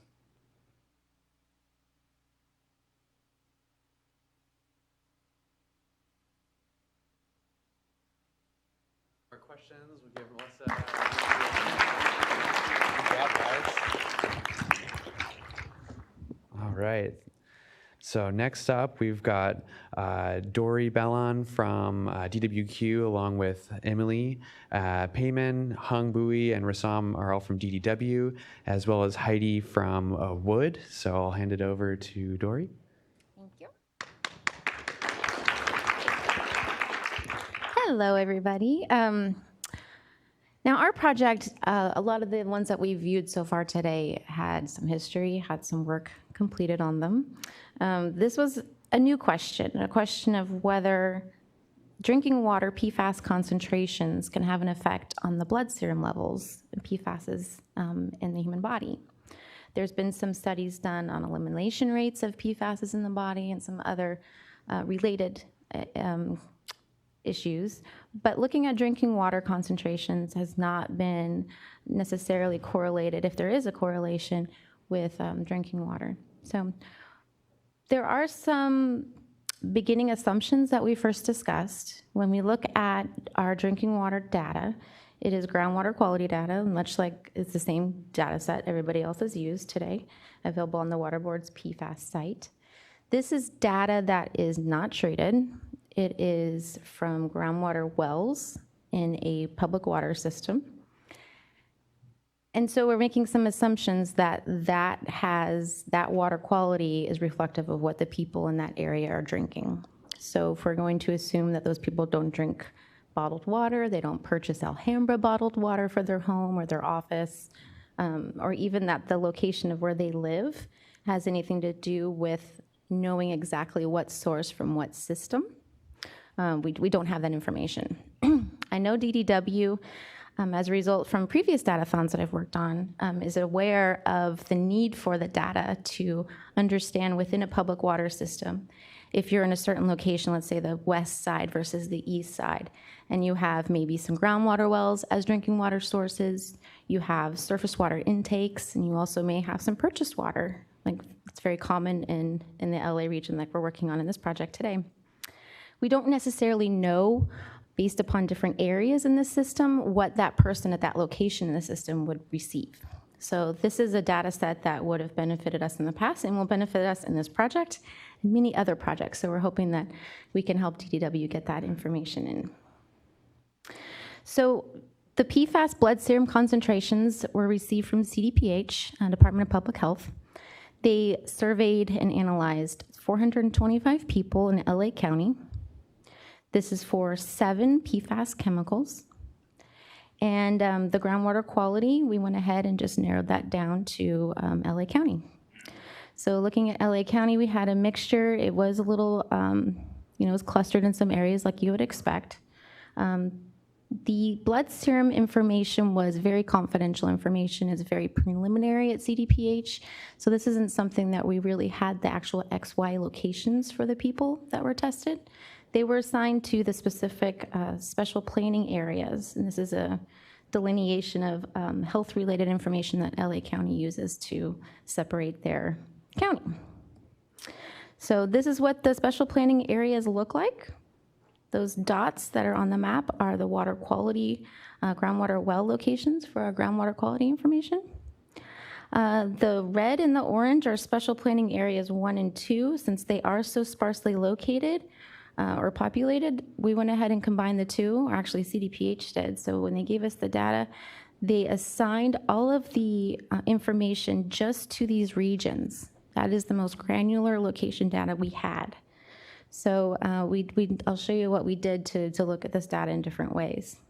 But just to give you a little bit of perspective, that southern end would be like Long Beach, and then looking up the beach and San Fernando Valley, and then up in the northern part of the county is the Antelope Mojave areas. First, with Emily was able to look at the blood serum concentrations and for each of these regions and see if for each chemical, if their distribution over those areas stayed consistent across the different chemicals. That was one way to kind of preliminary look at the data. And we didn't necessarily see a constant pattern. Then we said, well, if we don't have this health information from CDPH in an XY, and they're just assigned to these regions, let's go ahead and give some randomized points so we can at least compare points with points. So keeping the total number of points of the serum data in each region consistent, we just ran through our ArcGIS programs, a randomized application that would give these points in each system or each section of the special planning areas. And that's what you see here. One idea I had was you can call it Voronoi or Voronoi plot. It basically creates a polygon around each data point, and then lets you see the difference in detections and how much space that would cover. So this is what we're looking at here. The red would indicate anything over the notification level. So we're looking at the blood serum. And this is at an order of magnitude lower than what we see in groundwater because of the way our body eliminates PFAS. But we didn't really see a correlation there. So we're like, well, what's another way we can look at this? Well, we can look at this by special planning area. If we take the groundwater quality and bring it up to the space that we have for the serum information.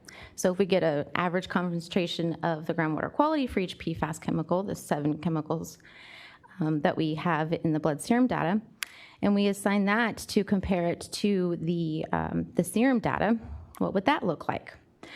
The gray areas here are the public water systems that are in LA County.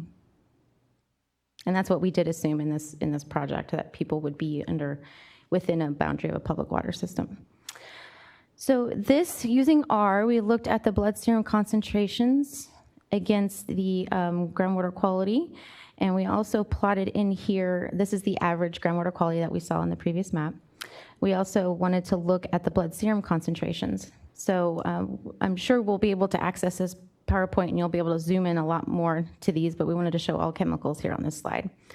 But you can see over on the very, very small x-axis values, you see the stacked blood serum concentrations compared to the groundwater quality. Those are the averages per SPA. Now, we did not have any groundwater quality or blood serum information for, let's see, 1 and 2 were put together. We didn't have any for 5, 6, or 8. There were a total of 8 different special planning areas. So looking through these somewhat straightforward correlations to see if we could see any correlation between groundwater quality and blood serum, we don't see anything. But that doesn't mean anything because this wasn't real data. So we had to keep these assumptions in our heads as we were working through these. Someday, the CDPH will release this data, and we're hoping that, yes, you will see a correlation. But we're going to need some improvements in this data, and we're going to need some improvements in the information that we know about the people that were tested for the blood serum levels for PFASs. So knowing what their source of drinking water is, having some kind of questionnaire that includes where do you get your drinking water? Do you get it from your faucet? Do you buy your drinking water, et cetera? We need to know that so we can stop making assumptions about the source of their drinking water. The work that I explained that DDW could work on to improve their intra-source information of what their sources are and who receives what source, and that changes throughout the year too. So this is going to be, times of drought, you're going to get more of your deliveries from your groundwater wells. So this is something that will be, I know is not easy to create, and we're all happy to help, but it's going to take a little while.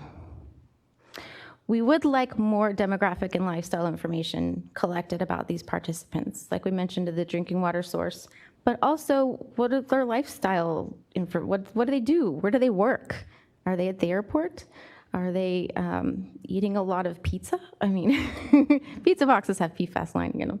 So there's a lot of information that we would understand about, well, this person would be exposed to many different PFASs than next. So having that information collected as when they're doing the blood serum evaluations would be very helpful. And then, of course, finding a way to remove all the excessive confidentiality restrictions. We understand that we don't want to spread personal identifying information, but we didn't even have a correlation between age and PFAS concentrations in their blood serum. So we know that correlates. Having that randomized didn't help with this study. So that's what we would do to improve this, and we can actually look at these correlations in the future. I want to thank all of my team members, and thank you. Any questions?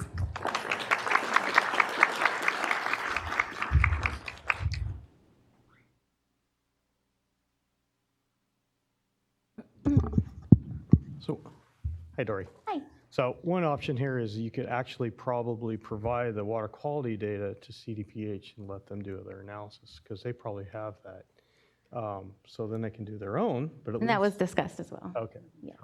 No, great idea. Thank you. Any other questions?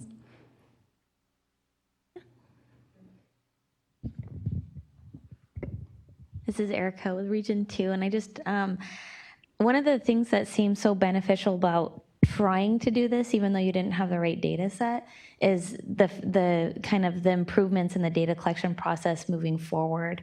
And so I think the recommendations that you made, you know, to the extent that they can be delivered to the right people, and hopefully that new information kind of helps us with those future analyses. And I think that that's a incredibly beneficial outcome. Yeah, thank you. And if you guys have any other ideas on how we could work on this better in the future. Hi, Matt Small again. Hi. Just a quick, I know you don't have the granular level of data for this, but eventually you might be able to correlate this with environmental justice areas, you know, groups of folks that probably don't have financial means to drink a lot of bottled water and may have higher exposures, and that's something that the state is looking at, EPA is looking at. If you have the data to support that, that would be a good thing to add to your analysis. Yeah, excuse me. And we'd want to add also people outside of public water systems, as you saw that the randomized points I constrained to the boundaries of public water systems for the assumptions in this study, but looking at those users of domestic wells would be beneficial, especially in those areas as well. So yes. And then, you know, building some kind of app that would allow those people or those water systems, especially small ones, to look at their water quality data and see if they did have blood serum data or any other body, you know, bioassessment data, see if there is a correlation would be very helpful. All right, thank you very much.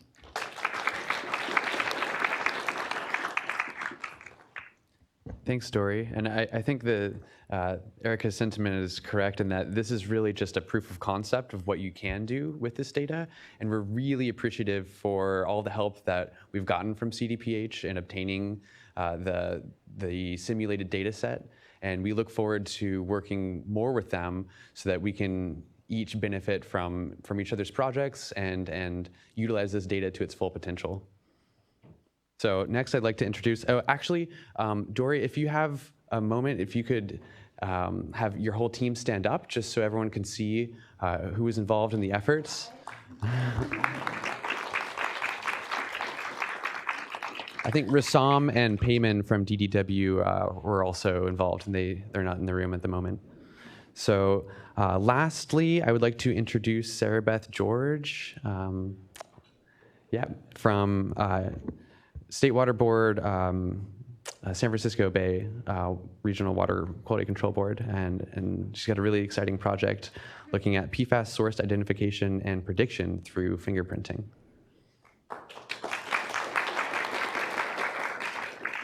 Thank you. So this is my first Datathon. I'm pretty excited to be here. And first, I just want to thank all of the people that I've worked with on this project. I'll have another slide at the end to emphasize. And I definitely missed some people, but this has been a collaborative effort, and I'm really excited to present these results. So this project, we were looking at identifying sources and predicting PFAS concentrations using fingerprinting analyses. So we've all seen this scary map a lot of times at this point in this conference. So we have some wells in the state of California that are above the EPA HAL, the health advisory level. And that's the bad news. The good news is that we also have some that are below that level. And so that means that we end up with like a set of priorities. We want to protect those clean drinking water sources that remain while stopping ongoing contamination and eventually cleaning up contaminated areas. But because of the scale and complexity of the problem, that's pretty intimidating. So I recently migrated from a graduate degree in paleoclimatology over to the water board, where I'm an engineering geologist now working on cases. And I started talking to Erica, and she started telling me about this really hard problem with PFAS that I had never thought about before. And so basically, I'll explain how this relates. In the particular subfield of paleoclimatology where I worked, we studied these compounds, which are drawn at the top of this slide. They're called alkenones. There's these long chain compounds with a ketone head group at the end. And the position and number of double bonds in those molecules, which are produced by microbes, can actually tell you the temperature of the water in which the microbes grew. They grow pretty much all over the earth, and so in water. So they grow in oceans and lakes and Arctic and tropical environments. They're everywhere, and when they die, that's fossilized and is preserved. We have alkanones in the fossil record going back 120 million years, which lets us reconstruct the temperature of water, like stick a thermometer in the water 10 million years ago, which is pretty cool. So the way we get that data is using chromatograms, where we take the ratio of these two alkanone peaks, and the relative height of them tells you the temperature of the water where you're measuring. And then the noise down here for a long time was thought to just be noise, like interference. And then more recently, it's been found that this actually can be used for a lot of other data things, like figuring out the salinity of the environment. So this is just an example of a really long-lived compound with a carbon chain that has a lot of messy data, noisy data, that can give us a lot of surprising insights. So as I was talking to Erica, it started to sound like PFAS to me. So here's a PFAS chemical. And here is a rough chromatogram. They're not exactly the same, but I just wanted to, show you how this echoes for me and how I approach this problem. Where we have these peaks, we have interference issues with the different peaks in the chromatograms, and we have problems with noise. And so instantly I asked, what's in the noise? What can we find? And thank you to Taryn McKnight for this slide. So first, to start addressing this question, we needed a data set. There's not a data set that is set up to do this type of analysis on the fly yet. And so what I did was I started digging through every state database that California has, including, but not limited to, GAMA, DDW, CIDWIS, and the UCMR3 databases. I cleaned and normalized that data pretty stringently. So this data set is actually smaller than it could be because I wanted to make sure I was going on good data. And then I integrated it into a single file for downstream analysis, which is actually on the GitHub if you want to play with some data.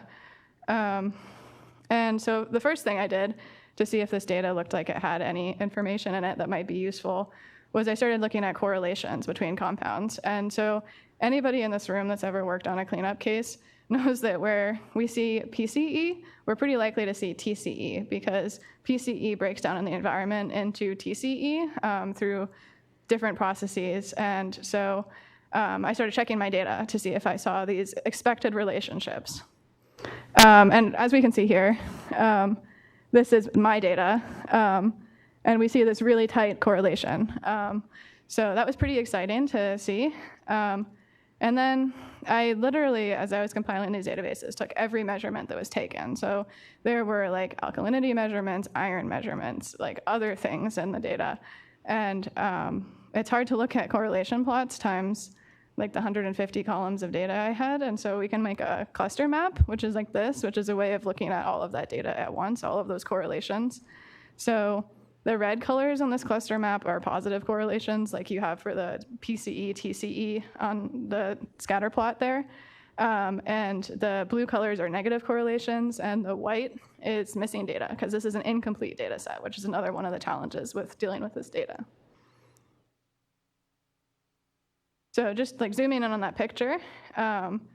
So for those of us that haven't looked at cluster maps before, the really what we expect to see, just if you look in a mirror, you see yourself. If you compare iron to iron, it's 100% correlated. So this diagonal and this diagram here is just ignore that. However, we also see these clusters of positive correlations, right? And so if you're a geologist, this starts to make sense, and it's really fun actually to look at it on a regional level because you can see variations in the geology reflected in the water chemistry. So this cluster here is our natural geology compounds affecting the water chemistry.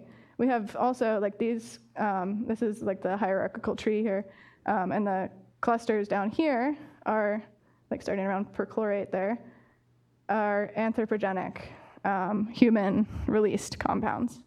And so we see, like in this cluster map, there's the TCE, and it's not terribly related to a lot of the natural compounds, which we would expect because it doesn't occur naturally in the environment. And these are the PFASs here. They're abbreviated, and I apologize, but writing out the names is pretty scary too. So these are our PFASs here. And there's more data, actually. Like each of these labels corresponds to 2 compounds, but I just couldn't fit it on the slide to make it readable. So then, once I had figured out that this data was like really exciting and starting to make a lot of sense based on like the geo-intuition that a lot of us develop, I started applying some of the more informatics techniques that I learned in school. I related this specifically to genetics. So if any of you have ever done principal coordinate analysis, I did that to my data. And for this particular UMAP is what it's called. It's similar to like a PCA plot, but it does a little better for certain types of data, and it does very well with our water data.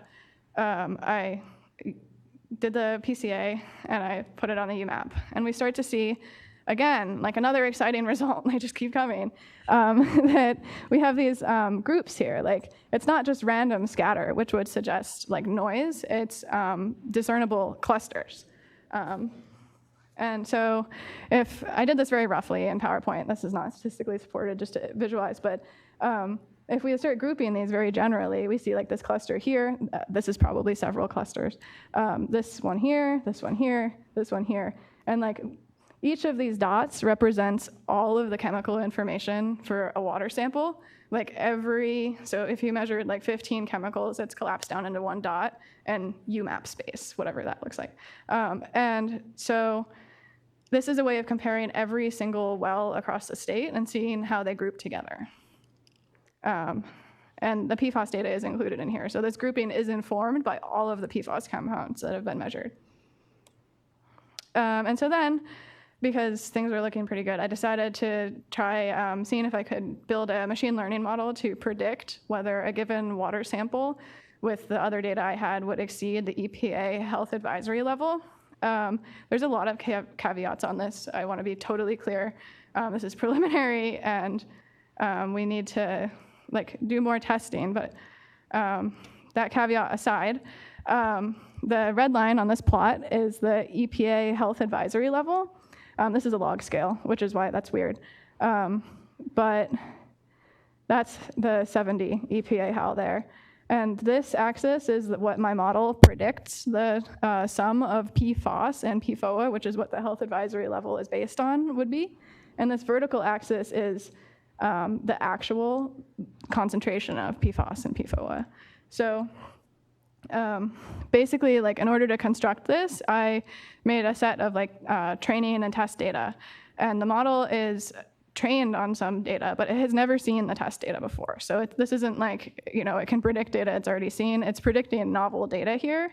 And a perfect relationship would be a perfect one-to-one line here. We see there's some scatter. It's not perfect. We expect that in environmental data like this. But what I was surprised to see is how linear it is, right? We're definitely seeing a linear relationship here. It gets better. So this is the sensitivity versus specificity plot for the model. So the sensitivity is the false positive rate, and the specificity is a true positive rate. So for those of us that haven't looked at this before, in the red zone, that's sad face. Your model is worse than random, so that would be really bad. If you want it to be as sorry, my hand is shaking, but you want it to be as much of a vertical line here as possible, and then out like that. You can see we have this nice L shape. So that's happy face. We have a good model here. It's really predicting well. And so the cool thing about this model is that it continuously predicts.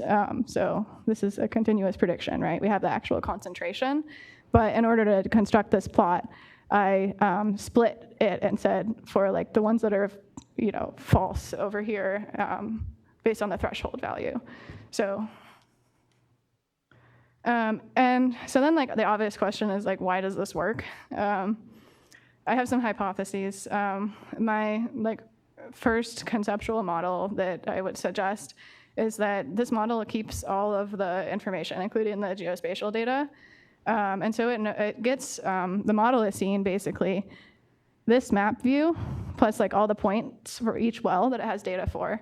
And each well is getting a fingerprint of every chemical result. And those chemical results are basically telling us whether like the different water-bearing zones are connected.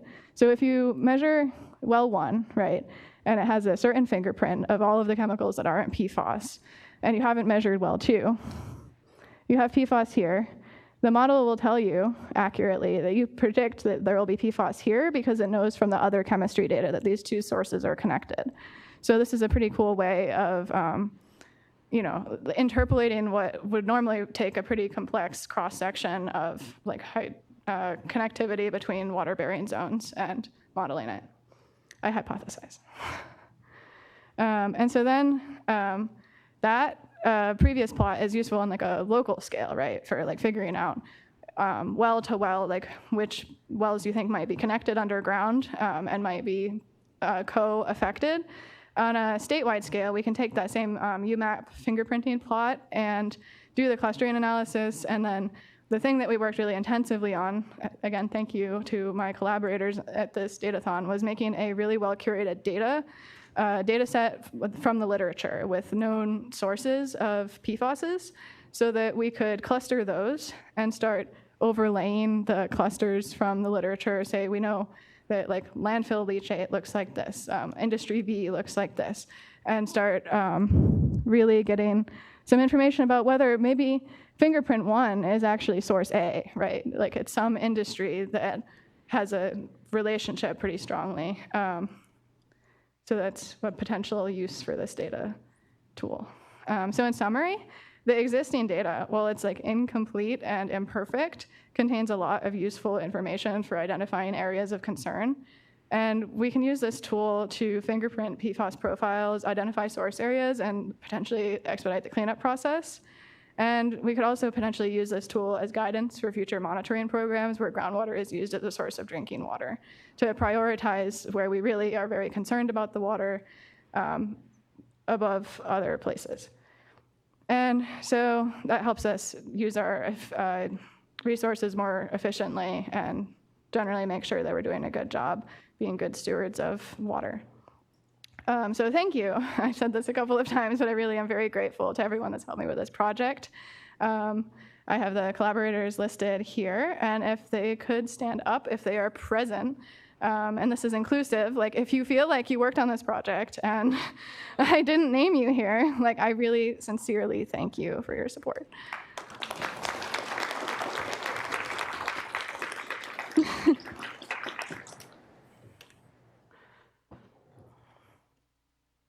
Any questions?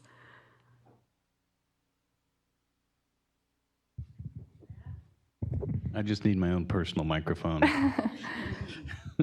So this is really a cool thing that you did, and I just wanted to mention, kind of for the benefit of folks in here, that something I said earlier, that I think your approach to fingerprinting could also be compared to and potentially correlated with things like business databases of businesses that may potentially use PFAS. We could look at the kinds of trends that I'm seeing and see how they match with what you're seeing, and pull that kind of stuff together to help us, put together the best picture we can. But if you could go back to your model picture.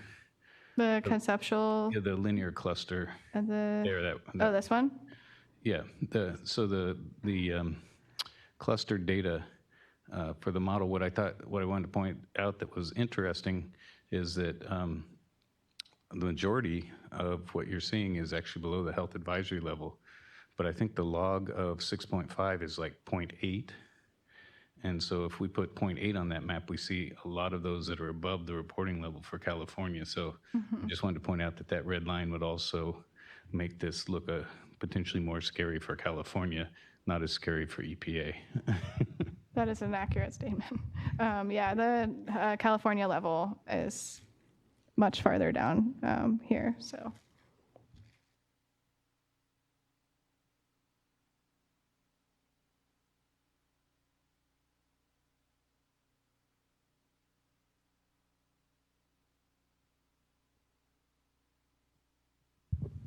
I have a question. Maybe you explained it, but on the slide, I think towards the end, you have your, that one.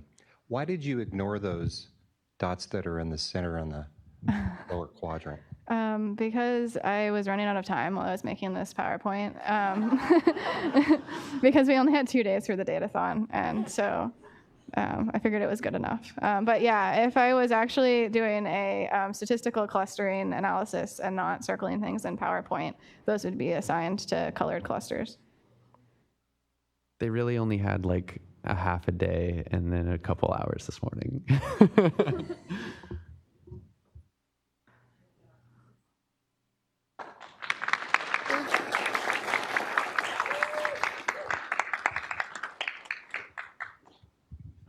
Awesome job. Wow.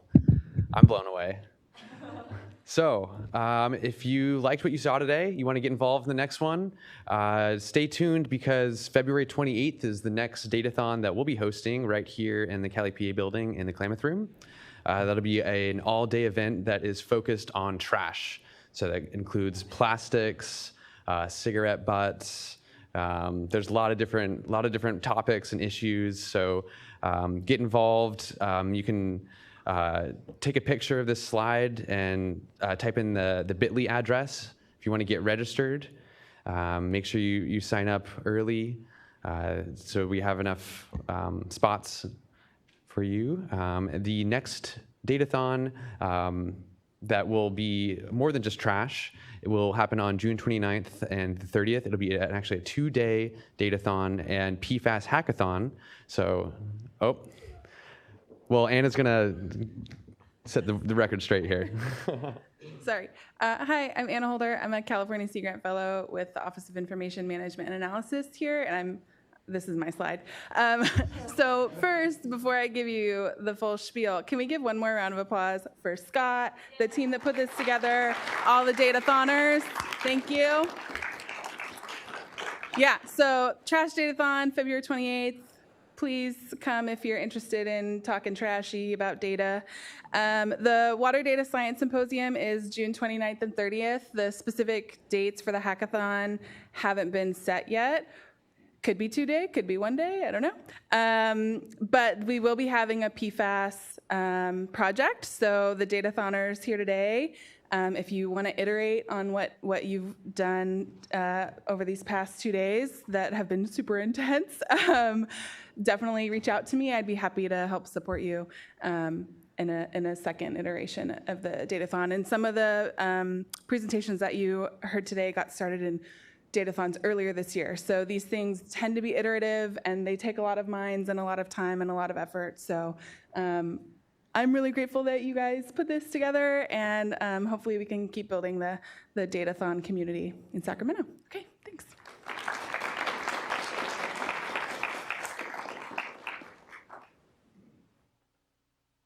Wow.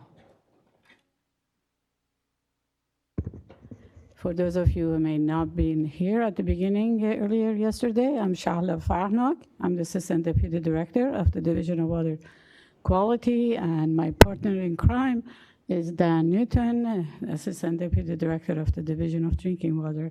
So I just wanted to say a few things, a few thank yous, and a couple of parting remarks with you all before you leave. First of all, what an amazing audience, really engaged, participating, asked good questions. With all the media distractions, it's not very often you see that the audience is so engaged. So thank you so much. Give yourself a hand. Yeah. And hopefully those who were here and left can also hear this. It's thank you goes to all of them. Also thank you to our audience that bear 2 days to be online, to be with us and send great questions. I know some of you who came here battled the rain. Some of you came in 6 in the morning yesterday to make sure you had a spot, because based on the RSVPs, we were sold out, and that's true. We were really sold out. It wasn't a hoax. So, but we were happy that we could have everybody under one room. The next thank that I have goes to our amazing panel members. Weren't they great? Great presentations, amazing. And our data team, Datathon, the folks, it was really amazing. You know, I wish I was like, what, 40 years younger than that? But I'm glad and fortunate that we have people like you that are making our job easier and making sense of all the data that's being generated. So, but last but not least, I'd like to have everybody who has been involved with putting this event together, kind of in this room, to stand up, please. And also, if you are on the phone, stand up. So, on internet, so we can give you a hand. Guys. The back of the room. So when we started this thing, we pulled a team of state board and regional board team members that are really doing this as their second job. They call themselves PFAS team. I call them A team, PFAS without the PF and the S. They've been doing amazing. They're interested. There's a lot of networking brains that go behind putting this together. We've been fortunate. I'd like to thank our partner agencies in Cal EPA that we work together. But specifically, I want to thank Wendy Link, our senior engineering specialist. She is our fierce team leader, and she's behind a lot of getting the people together and motivating them and encouraging them.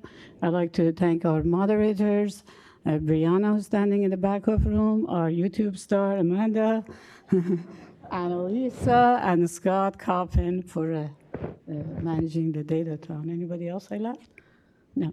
So a couple of remarks I wanted to make. You all are here because you're either solving a problem for your organization or you're helping somebody else to solve.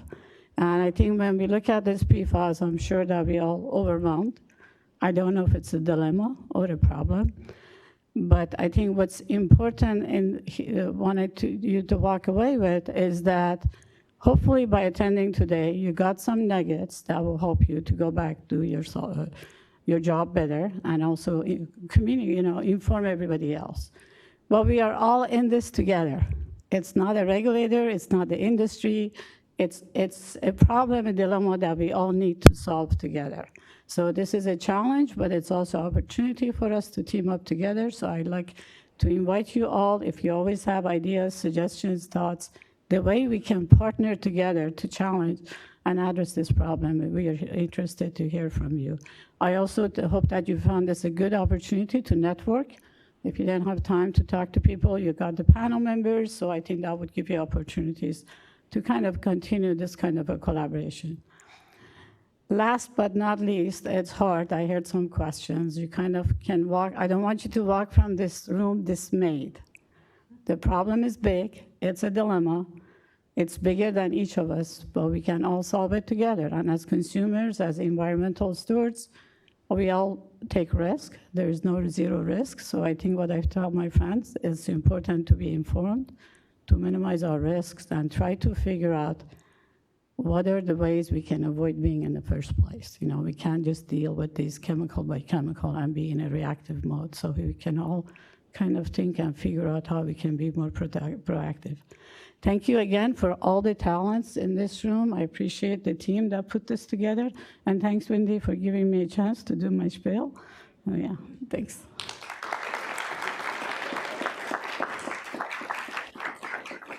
Thank you, Shala, very much. So we were going to provide an open discussion period. If there's any other questions you wanted to ask, you've got Shala and Dan here of DDW, DWQ. It's an open mic. So if you got any questions, feel free. If not, oh yes, the survey.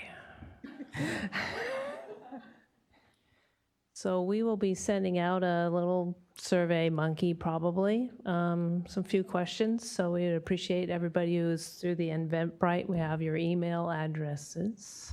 So we're gonna send out a survey. So we would love to find out some information.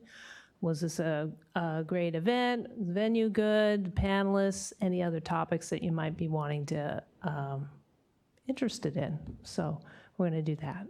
And if you're, more datathons, we'll do that too. So, okay. Question?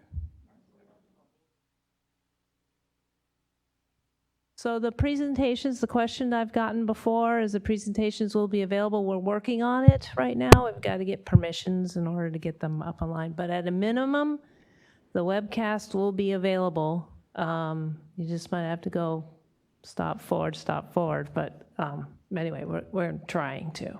Okay. So if there's nothing further, oh, we got one. Microphone? Microphone? Okay. Hi, just briefly, Andrew Cullen here. Thanks for your attention, your time here. I'm working at Berkeley right now on a research project for the Water Data Collaborative, and we're trying to engineer pipelines like we did today for data, trying to bring together more disparate sources of information for any of your applications. I just wanted to say we have an open channel right now. If you wanted to reach out to us, we'd love to work with all of you, anyone here in the department. So just open door, any ideas, I'm all ears. We're gonna be working on this for at least the next year. Right now, the project that we're working on is trying to create a consolidated format for a new database that would be useful for developing applications like this in a much faster and more timely fashion. So also any applications, ideas, please reach out to me.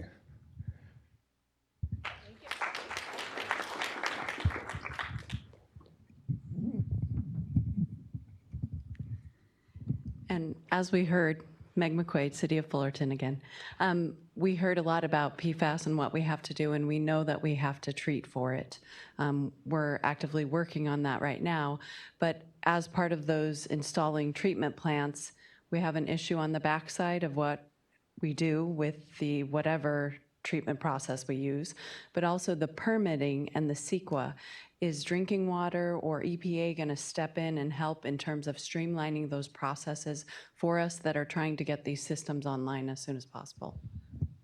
That's a great question. As a matter of fact, I've been talking with Kurt, who oversees the Southern California branch operations. I oversee the Northern California. We are talking with the DEs and what we can do to prioritize the permitting process associated with these treatment additions. Another item that we're thinking about is a streamlined process and how long it will take. Those are definitely concerns. So yes, a top priority. Don't have an answer for you right now. We need to move out with AB 756. More sampling is forthcoming, along with how we're going to implement ourselves.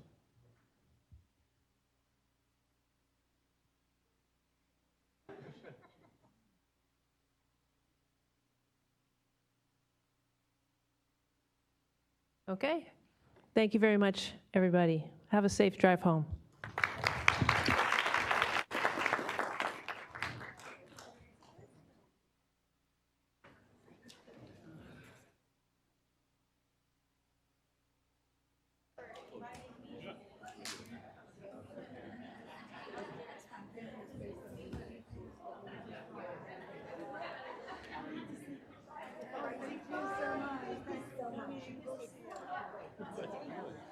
Oh, send them that.